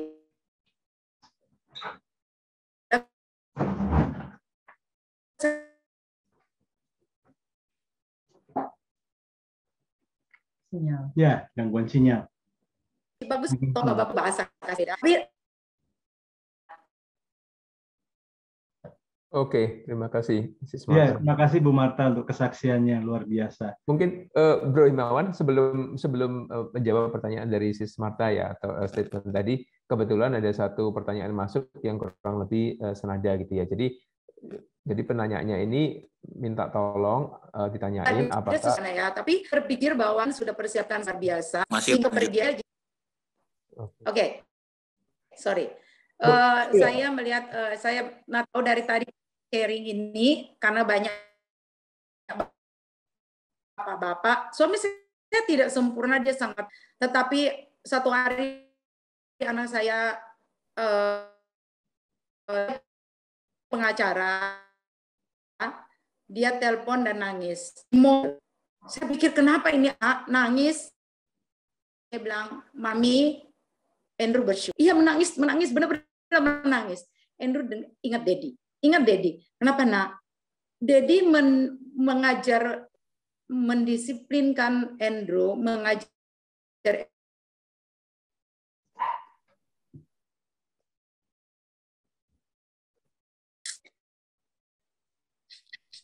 anak ini pernah ambil. Jadi gini, anak saya pernah ambil uang 2.000, mungkin 2.000 atau 4.000. Dan papanya disiplin dia habis-habisan. Tetapi hari yang dia menangis adalah, ya mungkin tahulah dunia pengacara ada juga hal tertentu di sifat uang. Dan anak saya bisa menang, dalam pengertian dia menang untuk menunjukkan integritasnya. Dan pada saat itu dia keingat dengan nilai-nilai yang ditanamkan oleh papanya. Luar biasa, Sis Marta. Thank you very much. Dia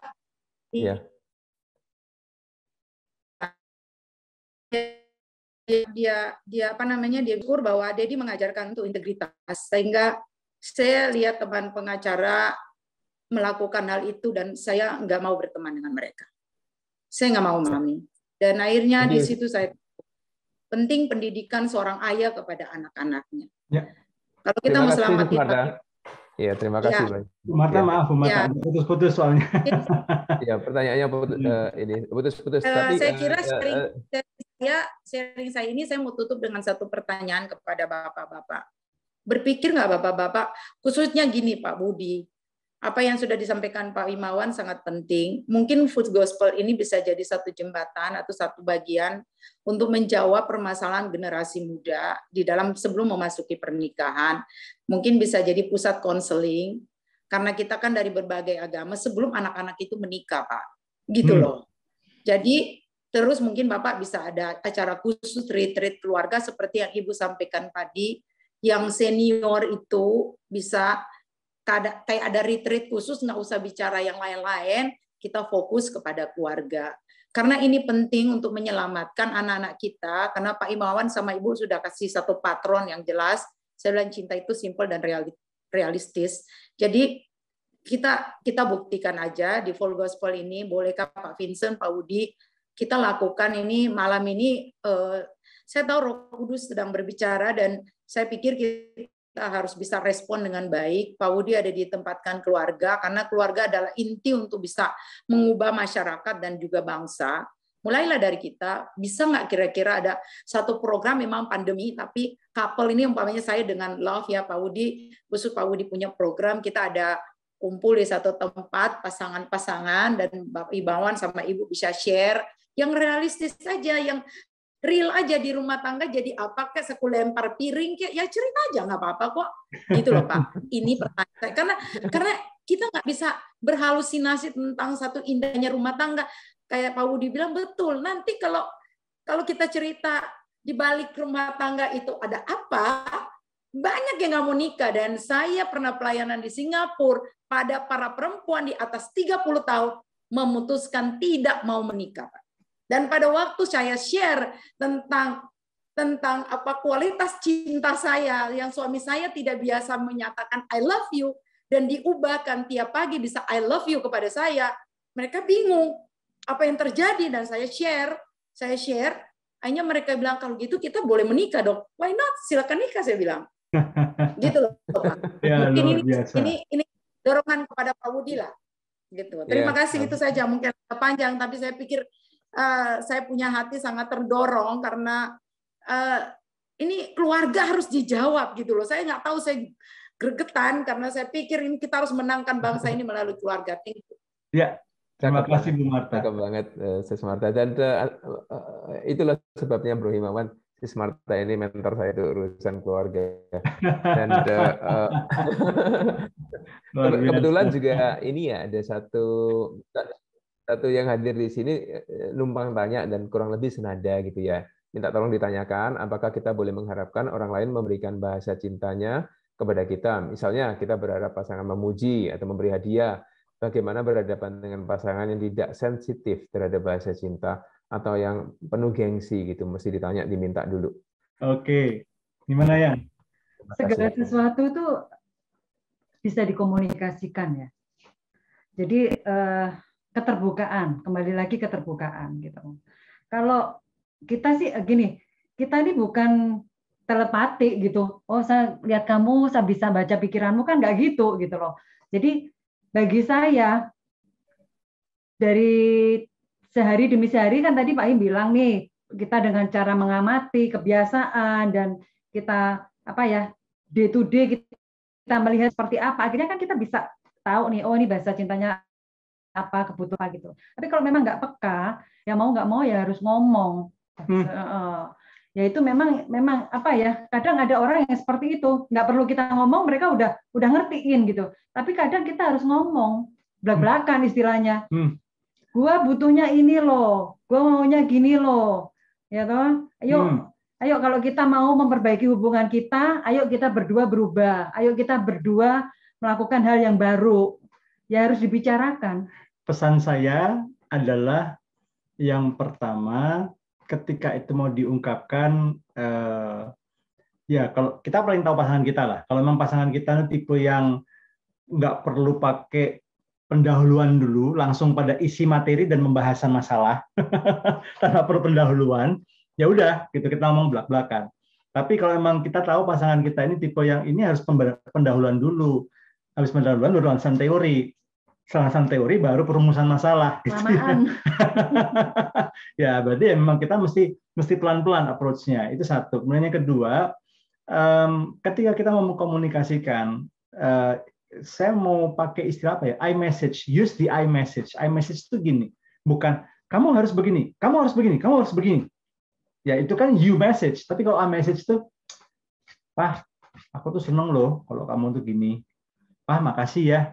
Tadi kamu tuh bilang I love you sama aku. Aku senang banget. Ini loh tak tunggu-tunggu dari dulu. Makasih ya. Nah, itu kan iMessage. Jadi kita kasih sinyal ke pasangan kita bahwa apa yang dia lakukan itu benar, kena di kita, gitu ya. Mah, makasih ya. Loh, makasih apa? Tanya, makasih ya udah masakin saya kari ayamnya kesukaan saya. Enak banget deh, gitu ya. Kita nggak perlu ngomong kamu tuh masak yang benar gitu. Enggak, kita bilang itu aja. Aku seneng deh kamu hari ini masaknya pas banget bumbunya. Aku seneng banget, makasih ya. Jadi iMessage gitu ya. Tidak menuntut, tidak iPhone katanya Bro Billy gitu ya. Mahal, overpriced dan overpriced, terlalu mahal. Untuk spek yang seperti itu, Android lebih murah. Ya, jadi balik lagi iMessage. Lalu kemudian berikutnya lagi saya ambil dari prinsip di Alkitab ya. Do to others what you want others do to you. Lakukan lebih dulu kepada orang lain apa yang kamu ingin orang lain lakukan kepada dirimu. Kalau ingin pasangan kita ngomong I love you sama kita, ya kita yang lebih dulu bilang I love you. Kalau ingin pasangan kita lebih lebih sering perhatikan meluk kita, ya kita peluk dulu pasangan kita. Saya ingat sebuah cerita, saya nggak tahu mungkin teman-teman dengar cerita ini. Ada seorang anak yang pingin banget papahnya tuh dipeluk sama papanya. Tapi dia juga sadar papanya tipe orang yang bukan tipe pemeluk gitu ya, suka meluk gitu ya, suka ini, bukan tipe yang hangat gitu loh. Akhirnya anak ini mengambil keputusan.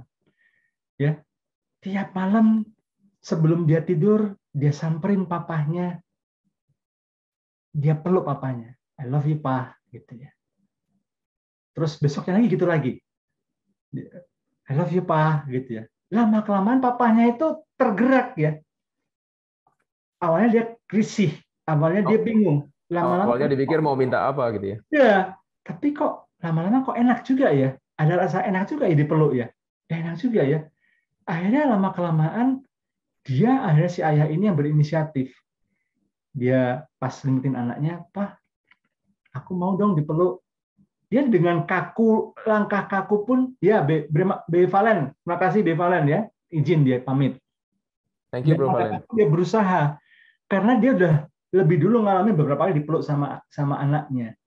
Baru kemudian, aduh Pak, makasih Pak ya. Jadi ketika si anak itu juga bagus juga ya. Ketika meskipun pelukan papanya masih kaku, dia nggak bilang papa payah peluk aja kok kaku sih. Gitu. Kadang-kadang kita juga suka gitu ya. Pas pertama kali pasangan kita melakukan apa yang kita mau, kita langsung responnya, lucu kamu, payah kamu, nggak asik gitu ya, kurang inilah gitu ya. Kita komentar yang negatif. Padahal kita perlu encourage, kita perlu apresiasi pasangan kita. Makasih ya, kamu udah gini ya. Makasih. Nggak usah ngomong soal kakunya, nggak usah ngomong yang ngomongnya kurang halus, makasih ya. Itu sebuah satu semangat ya buat pasangan kita. Mungkin itu sih jawaban dari saya ya, jawaban dari kami. Ya, beautiful answer. Mungkin ada dari ini participants yang punya pertanyaan lain. Bro Halim tadi kayaknya mau tanya nih, atau mau nambahin pakar cinta, Dr. Love. Kalau saya sih simple Pak, kita komit aja Pak. Sama kayak kita komit sama Tuhan. Yes. Yang penting setia ya. Iya, yang penting setia, nggak usah manis-manis Pak. Yang penting setia aja. Oke, Bro Halim. Thank you. Ini Pak, saya mau nanya Pak yang agak nyeleneh nih Pak.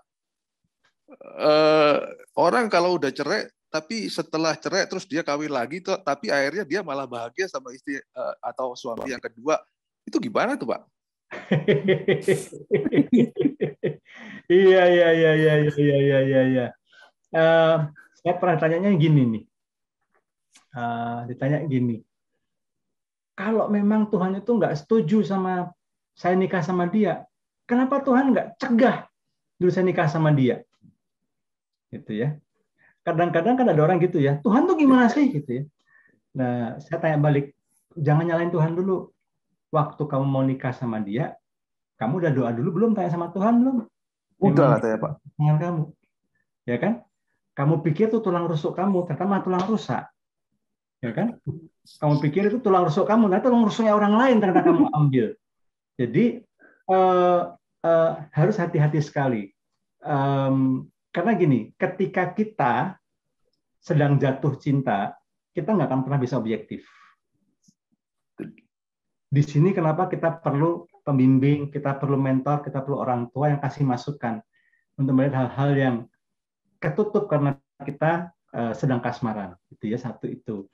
Kemudian yang kedua, kalau kemudian dia belajar, sekali lagi kata kuncinya ya, karena kalau Bro Halim ngomong gitu, saya kutip data dari mereka yang sudah bercerai, ketika mereka menikah lagi, potensi mereka untuk bercerai lagi 60% lebih besar.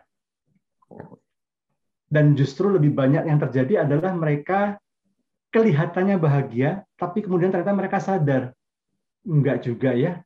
Ternyata mereka malah ingat, mereka pikir mereka bisa bahagia di tahun-tahun awalnya.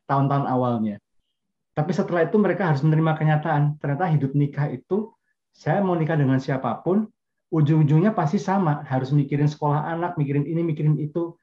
Akhirnya pasti ketemu, ada aja ketemu lagi untuk berantem lagi atau apa lagi. Jadi bagi saya, bagi kami, ya, bukan masalah perlu nggak nikah lagi setelah bercerai atau tidak. Permasalahannya adalah belajar sesuatu nggak dari kemarin, kegagalan yang kemarin. Apa yang dipelajari? Kemudian ketika ada luka, sudah pasti ada luka di situ. Ya, udah diberesin belum lukanya? Gitu ya. Kalau pernikahan ketiga gimana, Bro Imawan? Ya? Pernikahan ketiga lebih gawat lagi. Lebih gawat lagi. 70% kemungkinannya untuk berpisah. Karena gini, karena Pak, sudah bukannya saya mau cerai loh Pak ya. Jangan dianggap begitu loh Pak. Oh iya, iya. Saya Katolik, saya Katolik soalnya Pak. Nggak boleh cerai lagi Pak. Udah 2 kali pisah, kalau ketiga bermasalah lagi ya cerai lagi aja. Udah terbiasa kok, udah aja kok repot gitu, nggak mau pusing. Nah padahal yang terjadi adalah ketika mereka melakukan pernikahan yang kedua, sampai satu titik kemudian mereka masih menyimpan luka ya. Seandainya dulu saya memilih untuk bertahan, bisa nggak ya saya bisa pertahankan ya? Karena kemudian dia bersadar, kan di mana-mana kan nyesel itu belakangan. Kalau di depan kan pendaftaran kan namanya kan, gitu. Misalnya selalu di belakang gitu. Tahu gitu dulu, kenapa saya tinggalin dia ya? Sama aja ternyata. Kalau dulu masalahnya di ini, yang ini masalahnya di sini, lebih parah lagi nih malahan gitu ya. Nah jadi tolong dipertimbangkan dengan hati-hati sekali, dan pernikahan kedua tidak selalu menjamin kebahagiaan. Kalaupun misalnya memang lebih berbahagia, ya berarti memang yaitu anugerah yang Tuhan berikan. Tapi bagi saya nggak mau, saya tidak mau menghakimi apakah dia sudah salah atau enggak, karena saya yakin bukan jatah saya untuk menghakimi, itu jatahnya Tuhan untuk menghakimi. Tapi saya lebih tertarik untuk membahas, mengupas bahwa kenapa dia menikah lagi, dia belajar sesuatu enggak dari pernikahan yang pertama, dia sadar enggak bahwa ada yang harus dia rubah, dan apa tujuannya menikah sebetulnya. Karena salah satu yang membuat banyak orang kandas dalam pernikahannya adalah karena tujuan menikahnya keliru. Ya, saya akan membantu tim di Sinode GBI ya untuk membuat buku konseling pranikah gitu ya, dan salah satu yang kita perhatikan adalah tolong setiap yang mengajukan pengen menikah itu dicek dulu tujuan nikahnya apa. Kalau tujuannya pengen bahagia, suruh mikir ulang lagi. Gitu. Jangan langsung cepat-cepat dimasukin ini kelas pranikah. Kalau masih menghadap karena kami saling mencintai, mau berbahagia, pulang dulu, pikir dulu baik-baik gitu ya. Betul, setuju.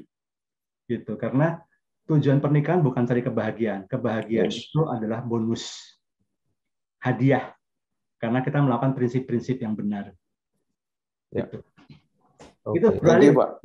Ya, nikah itu cuma komitmen ya Pak ya. Sama komitmen. Sama kayak kita komitmen sama Tuhan ya Pak ya. Komitmen sama Tuhan, komitmen pada janji kita di hadapan Tuhan. Komitmen itu lokomotif.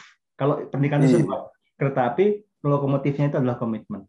Tadi saya setuju juga sama pernyataannya Bu Marta. Pokoknya kita nggak boleh ada satu kata pikiran cerai gitu kan di otaknya. Mesti bilangin dulu tuh Pak. Iya. Kalau enggak kita harus kayak Romeo and Juliet.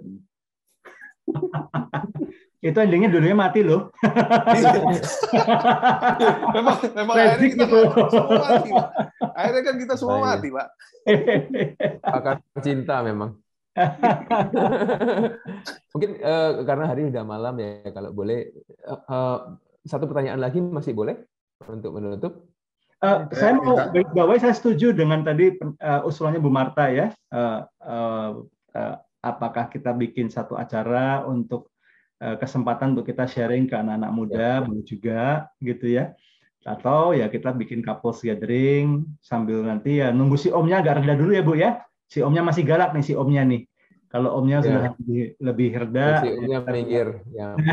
Kita sudah bisa ngumpul, kita bisa bikin retreat, sharing. Saya setuju gitu ya. Kita sering sharing supaya anak-anak muda kita tuh, anak-anak kita tuh melihat, masih ada pengharapan untuk pernikahan di masa depan. Yeah. Saya lagi mau itu Pak Imawan sama Pak Wudi, Bro Wudi. Ayo Bro Wudi. Soalnya biar ada program keluarga yang berbeda dari yang lain, begitu maksudnya. Iya, ya. That's a very good idea. Tadinya saya mau balikin ke Bro Vincent, tapi oke.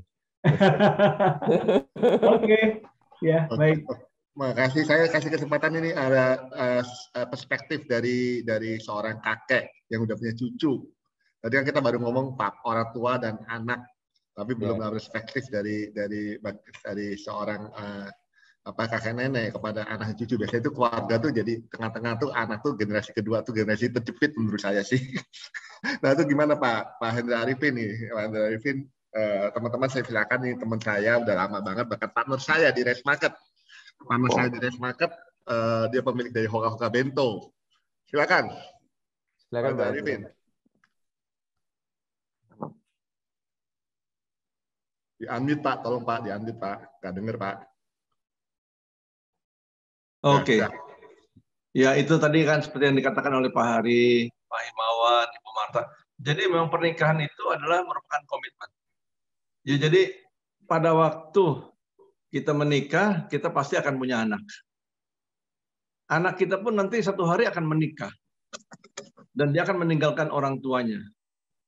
Dan dia akan dipersatukan dengan calon suami atau istrinya. And then after that, dia akan juga mempunyai anak. Nah, seringkali ini si orang tua ini yang sudah si opa, oma ini merasa itu masih anak saya, anak gua, atau anak kami. Nah, di sini yang sering terjadi akhirnya merasa, waduh, kok begini ya?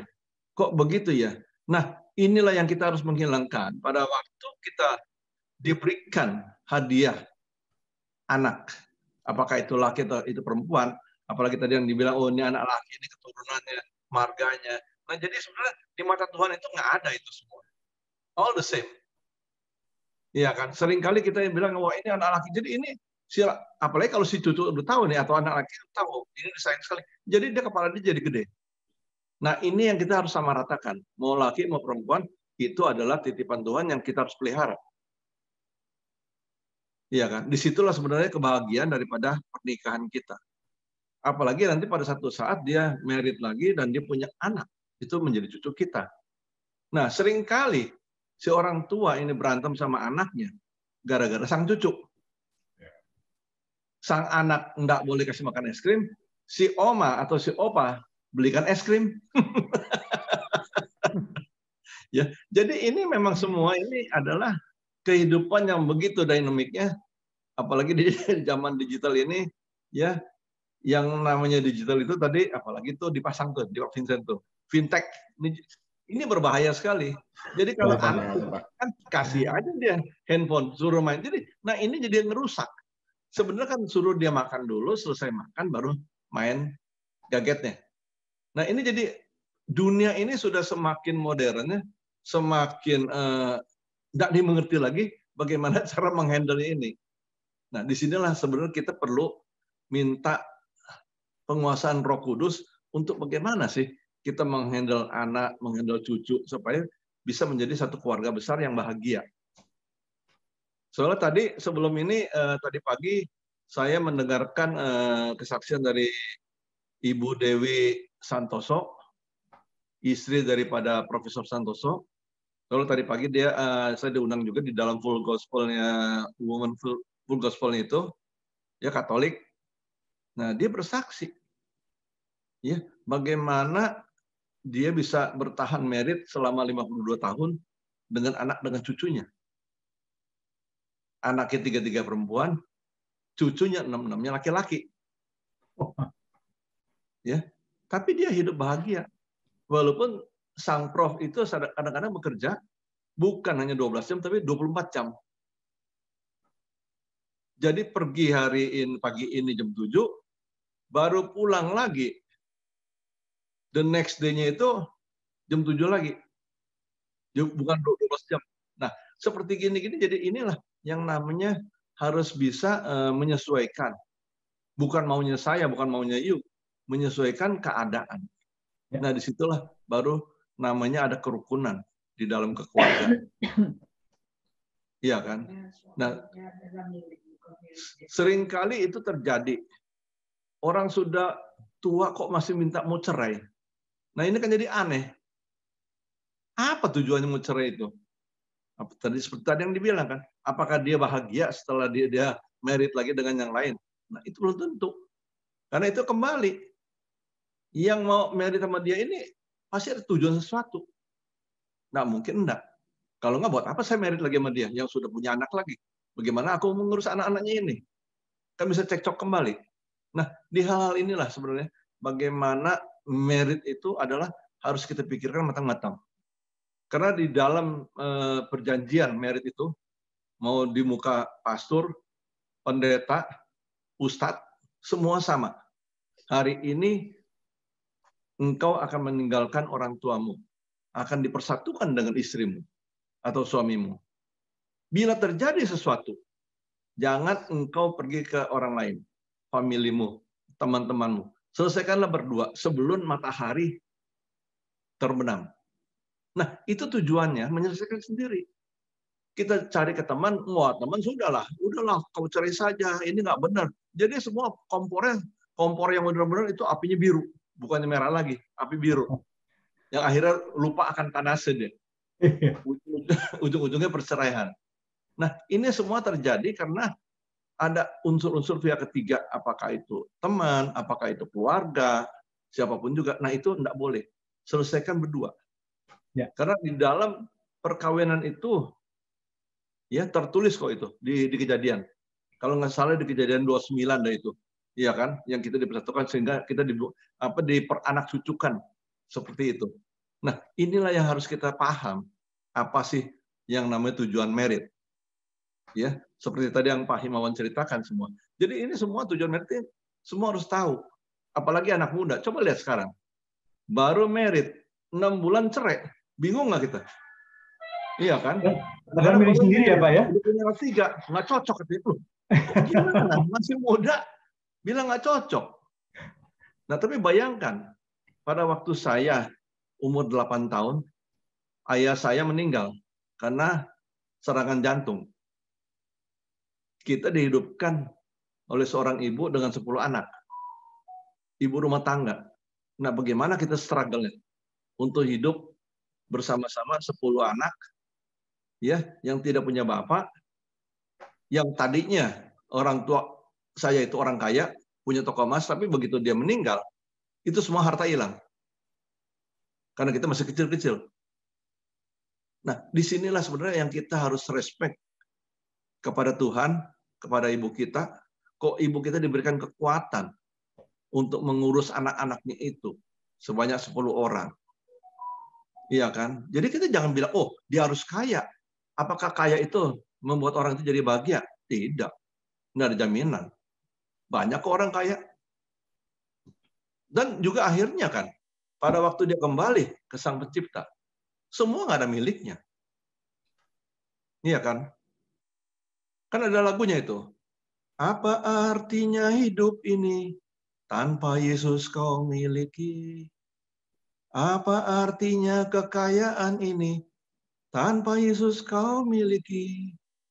Bila saatnya telah tiba, kita dipanggil olehnya, maka semua yang kita miliki takkan berarti lagi.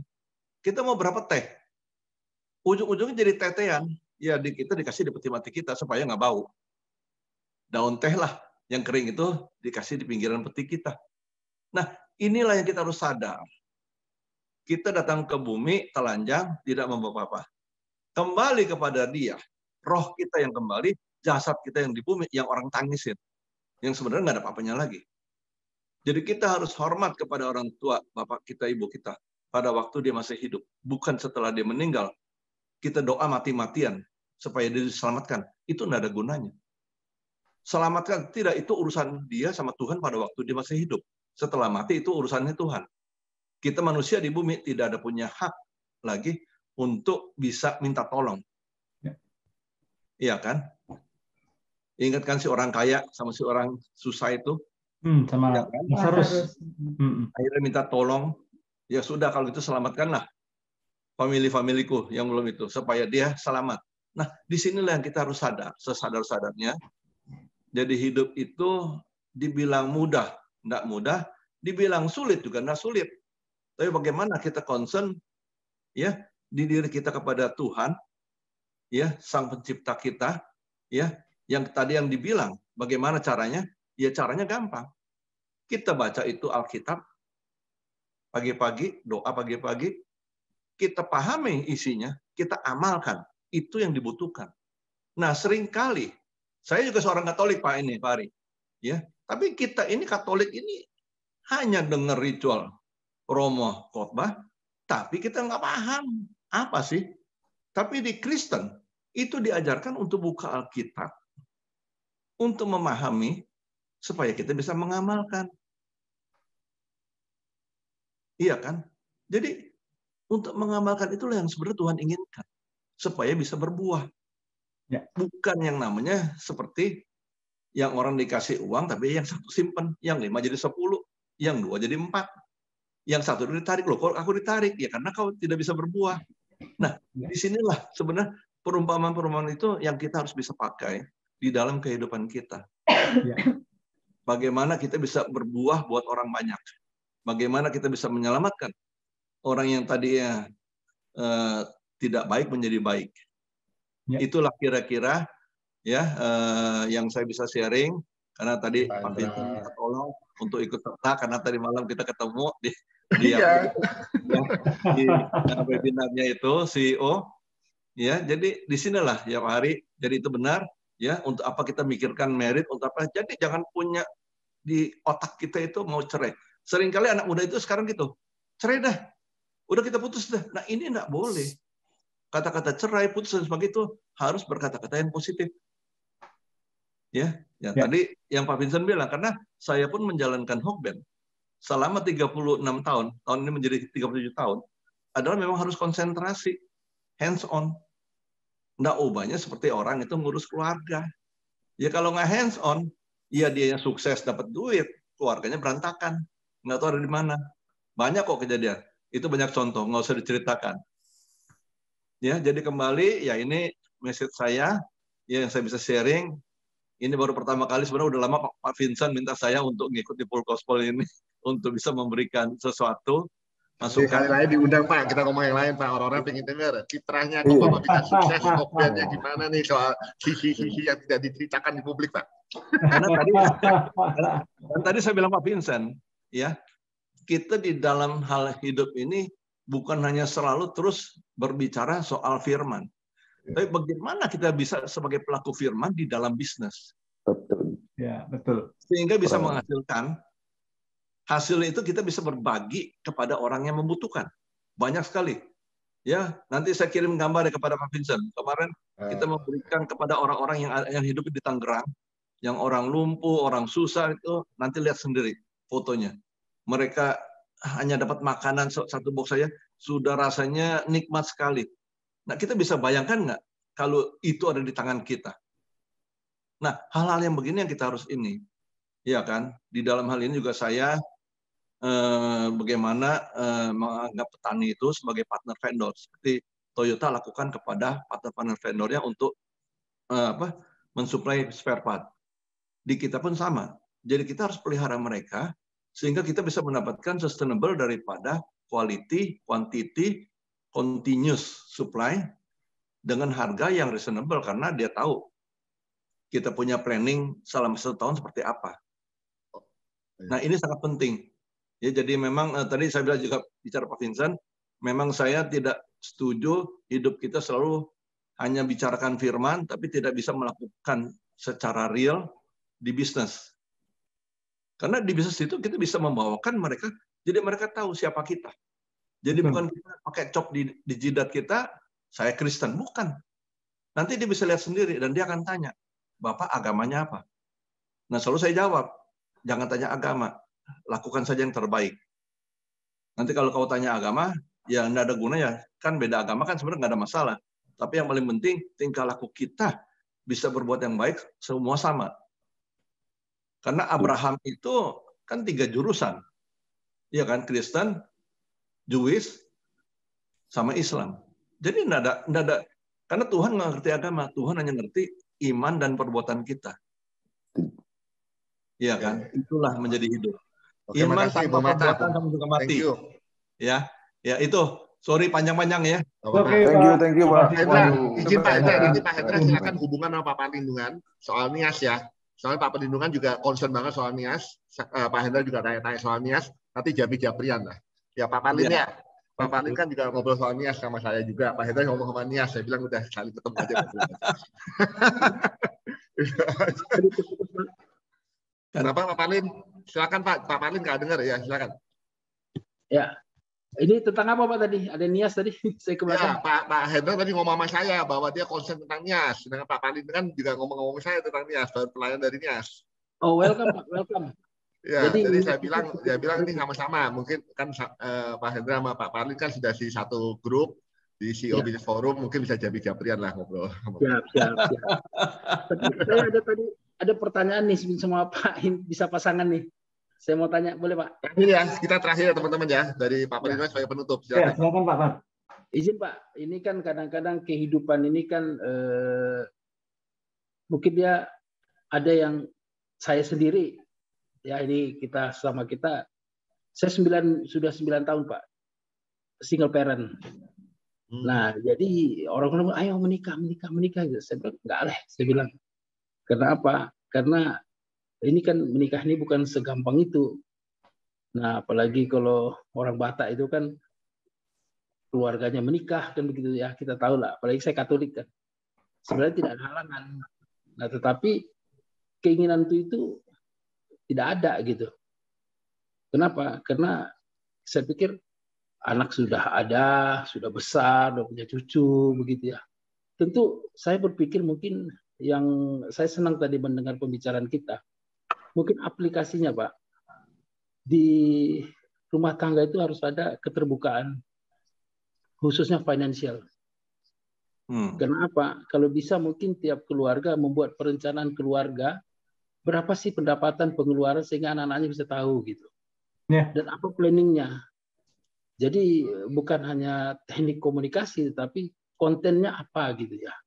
Ada knowledge skill-nya. Karena apa? Makin orang makin pintar juga sekarang dengan ada digital. Nah, jadi ini mohon pendapat Bapak tentang yang begini gimana? Terima kasih. Iya, ini kalau saya jawab, ya Pak Calvin terima kasih. Ini malah saya belum jawab pertanyaan dari Pak Calvin nih, yang soal Ahok ya. Mungkin saya jawab singkat dulu sebelum Pak Calvin pergi. Saya tidak mau menghakimi beliau. Beliau sudah mengambil keputusan dan pertimbangannya matang. Ya, itu tanggung jawab beliau dengan Tuhan. Tapi kalau saya pribadi, saya punya prinsip begini: apa yang dipersatukan Tuhan tidak boleh diceraikan manusia. Satu itu. Yang kedua, di dalam Alkitab yang saya baca dan saya yakini jelas tertulis Tuhan membenci perceraian. Jadi saya setuju dengan prinsip bahwa begitu kita menikah, kata cerai itu harus kita delete dari kosakata kita. Harus kita hapus itu baik-baik. Bercerai, berpisah bukan alternatif atau solusi untuk sebuah masalah. Nggak ada sama sekali. Jadi itu harus kita hapus baik-baik. Tapi kalau beliau sudah memutuskan demikian dan berbagai pertimbangan, yaitu biarlah antara beliau dengan Tuhan ya. Saya nggak mau komentar di situ. Tapi itu dari pandangan dari saya. Nah, jawaban dari Pak Parlin, saya setuju sekali Pak. Mungkin nanti di lain kesempatan, khususnya kepada yang pasangan-pasangan muda yang mau menikah, kita bisa buat sesi ini. Memang ada prinsip-prinsipnya Pak dalam membangun pernikahan. Ya Pak Calvin, sama-sama Pak Calvin. Kita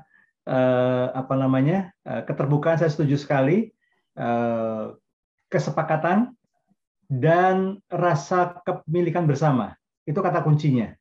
Jadi tidak ada lagi kan dua menjadi satu ya. Nggak ada lagi uangku uangmu tapi uang kita. Nggak ada lagi masalah-masalahmu tapi masalah kita. Nggak ada lagi masalah itu adikmu bukan adikku. Nggak, dua menjadi satu. Ketika saya menikah dengan istri saya, adik-adiknya saya panggil adik. Itu adik saya. Ketika adik ada masalah, saya ikut membantu. kakaknya bukan lagi itu kakak kamu, saya nggak mau ikut campur, nggak, itu kakak kita bersama. Ya, jadi termasuk dalam hal kepemilikan, dalam hal keuangan. Tapi nanti kalau saya jawab ini, kita bisa selesai jam 1 pagi Pak nanti dengan panjang. Lanjut lagi Pak untuk dilanjutkan untuk kali bisa disimpan ya, sesi berikutnya. Tapi prinsipnya keterbukaan dibicarakan bersama. Saya kira nanti ada langkah-langkah yang mungkin nanti kita joinan dengan siapa saya nggak tahu. Mungkin saya kasih prinsip-prinsip dasar dulu. Nanti mungkin mungkin kalau di Full Gospel, teman Full Gospel ada yang lebih pakar lagi dalam hal pengelolaan keuangan, kapan waktu berinvestasi dan segala macamnya, itu lain kali kita bicara. Itu nanti sama Woody Pak, Nah, pakar money management nih kayaknya nih, Bro Woody. Pakar investasi. Terima kasih Pak Him. Terima kasih Pak. Buat kita tutup ya Bud ya, teman-teman ya, kita tutup. Iya, monggo silakan. Oke, tadi teman-teman makasih atas ini luar biasa diskusi yang sangat menarik bagi saya, diskusi yang sangat menarik. Tadi istri saya sempat join dengerin, walaupun dia kagak ada di samping saya, tapi dia ada di depan saya. Nah, tapi anyway, saya mau memberitahu kepada teman-teman bahwa minggu depan itu kita akan kedatangan salah satu ahli daripada Metaverse, yaitu Michael Budi dari PT Wir. Itu temannya kita juga, dan kita akan bicara Metaverse ini dampaknya gimana, apa itu Metaverse, dan bagaimana Metaverse ini bisa dipergunakan secara bijak lah ya. Kalau dilarang saya kira juga nggak mungkin, digunakan secara bijak. Dan kita tunggu kehadiran teman-teman, karena itu sangat menarik. Kita bisa tanya langsung kepada beliau, karya anak bangsa. Sering disalah arti, disalah mengerti. Ya, oh ini PT-nya dari Amerika, ya enggak, itu PT dari Indonesia sendiri. Ya, saya itu kepengen banget teman-teman ini explore lah, kita explore berapa idea gitu ya, dan bagaimana Metaverse ini dampaknya pada manusiaan gimana. Itu silakan teman-teman riset, silakan teman-teman baca-baca, nonton tentang Metaverse, sehingga nanti siap lah kalau minggu depan beliau presentasi. Makasih kehadirannya Bang Asmi. Bang Asmi di Jakarta atau di Aceh ini saya juga nggak tahu. Oke, makasih. Mudah-mudahan di mana Bang? Di Jakarta. Jakarta ya. Oke, saya pikir Bapak Abang di Aceh. Thank you. Jadi itu dari saya, kita tutup aja ya teman-temannya. Kita tutup dengan doa. Makasih Pak Sinyo telah join sampai walaupun sudah sampai jam 12 di Papua. Terima kasih. Oke, nggak tutup. Tuhan Yesus, terima kasih Tuhan atas pada hari ini, saat malam. Kiranya yang tahu ya Tuhan, mau menyertai istirahat kami, kau membiarkan pembicaraan diskusi kami ya Tuhan, karena kami renungkan secara dalam-dalam ya Tuhan. Agar kami benar-benar menghormati keluarga. Pulihkanlah keluarga kami ya Tuhan. Karena tahun ini ada tahun di mana Tuhan membangun rumahnya. Keluarga ada suatu fondasi yang sangat penting untuk kita supaya bisa melangkah ke langkah-langkah selanjutnya, ke tingkat-tingkat selanjutnya Tuhan Yesus. Kau telah berfirman bahwa kalau kita nggak bersih keluarga, ada beberapa doa kita yang akan dijawab oleh-Nya. Bapak, kami tidak mau itu. Kami ingin kepenuhan daripada panggilan. Makasih Tuhan Yesus, kamu berkati, kamu sertai teman-teman yang hadir, maupun yang telah live, maupun yang belum tidak hadir siapa saja. Kamu berkati Pak Himawan dan istri yang telah memberkati kami. Terima kasih Tuhan, dalam Yesus bersyukur. Amin.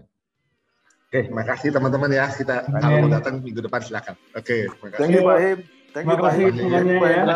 Semuanya. Thank you semua. Terima kasih banyak. Bro Billy, Pak Sinyo.